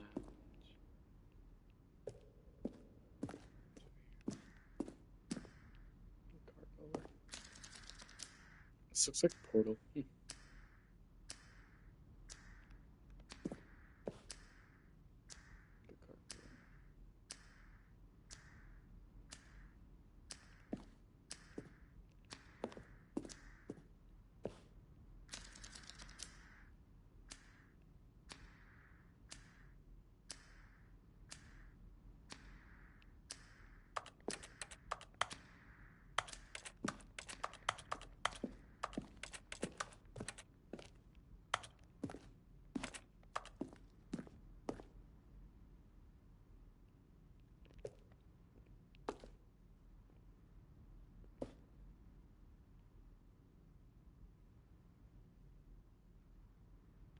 I've got those endings.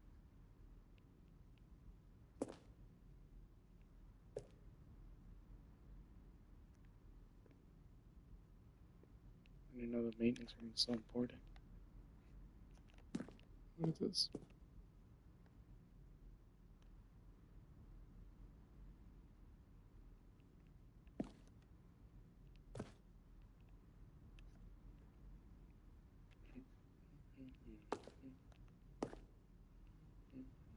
Yeah.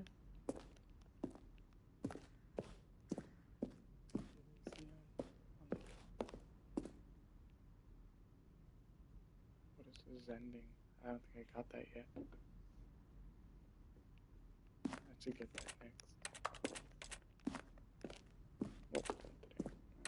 Get tired. This is ending.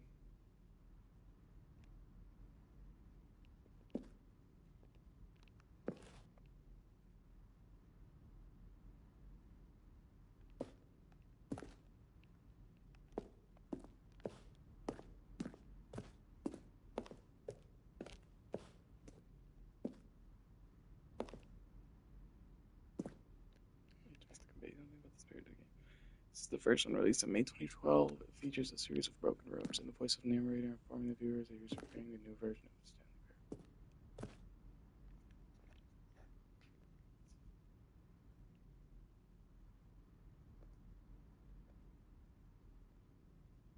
Parable. So I'll just have one rope.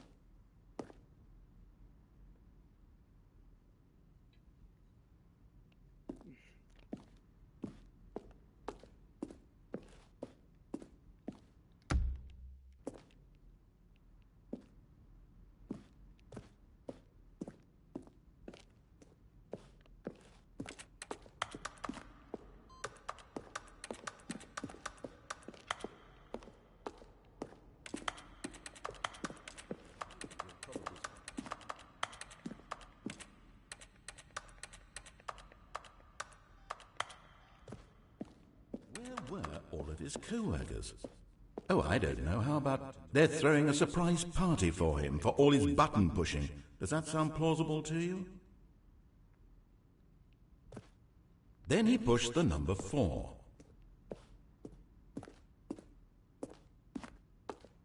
Then he pushed the number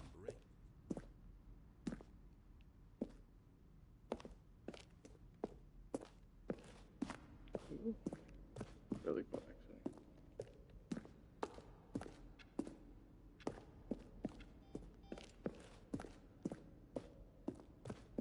I like this segment. It's very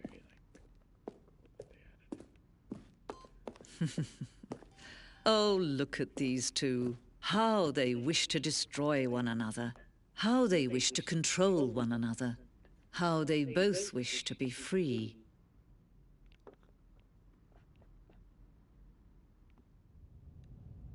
Can you see? Can you see how much they need one another? No, perhaps not. Sometimes these things cannot be seen. But listen to me. You can still save these two. You can stop the program before they both fail. Turn off your PlayStation. There's no other way to beat this game. As long as you move forward, you'll be walking someone else's path. Stop now and it'll be your only true choice. Whatever you do, choose it. Don't let time choose for you.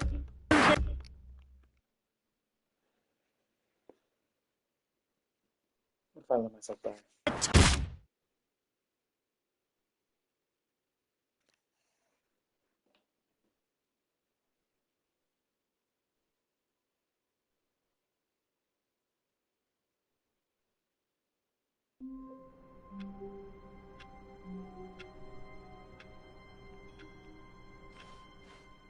All of his co-workers were gone. What could it mean? Stanley decided to go to the meeting room. Perhaps he had simply missed a memo. No, nothing else to do. I can't do it. She's right. Well,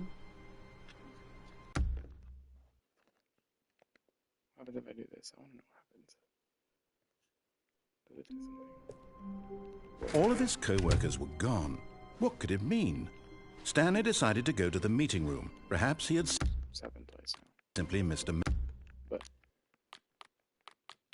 we're done. We're done. That was fun. So watching.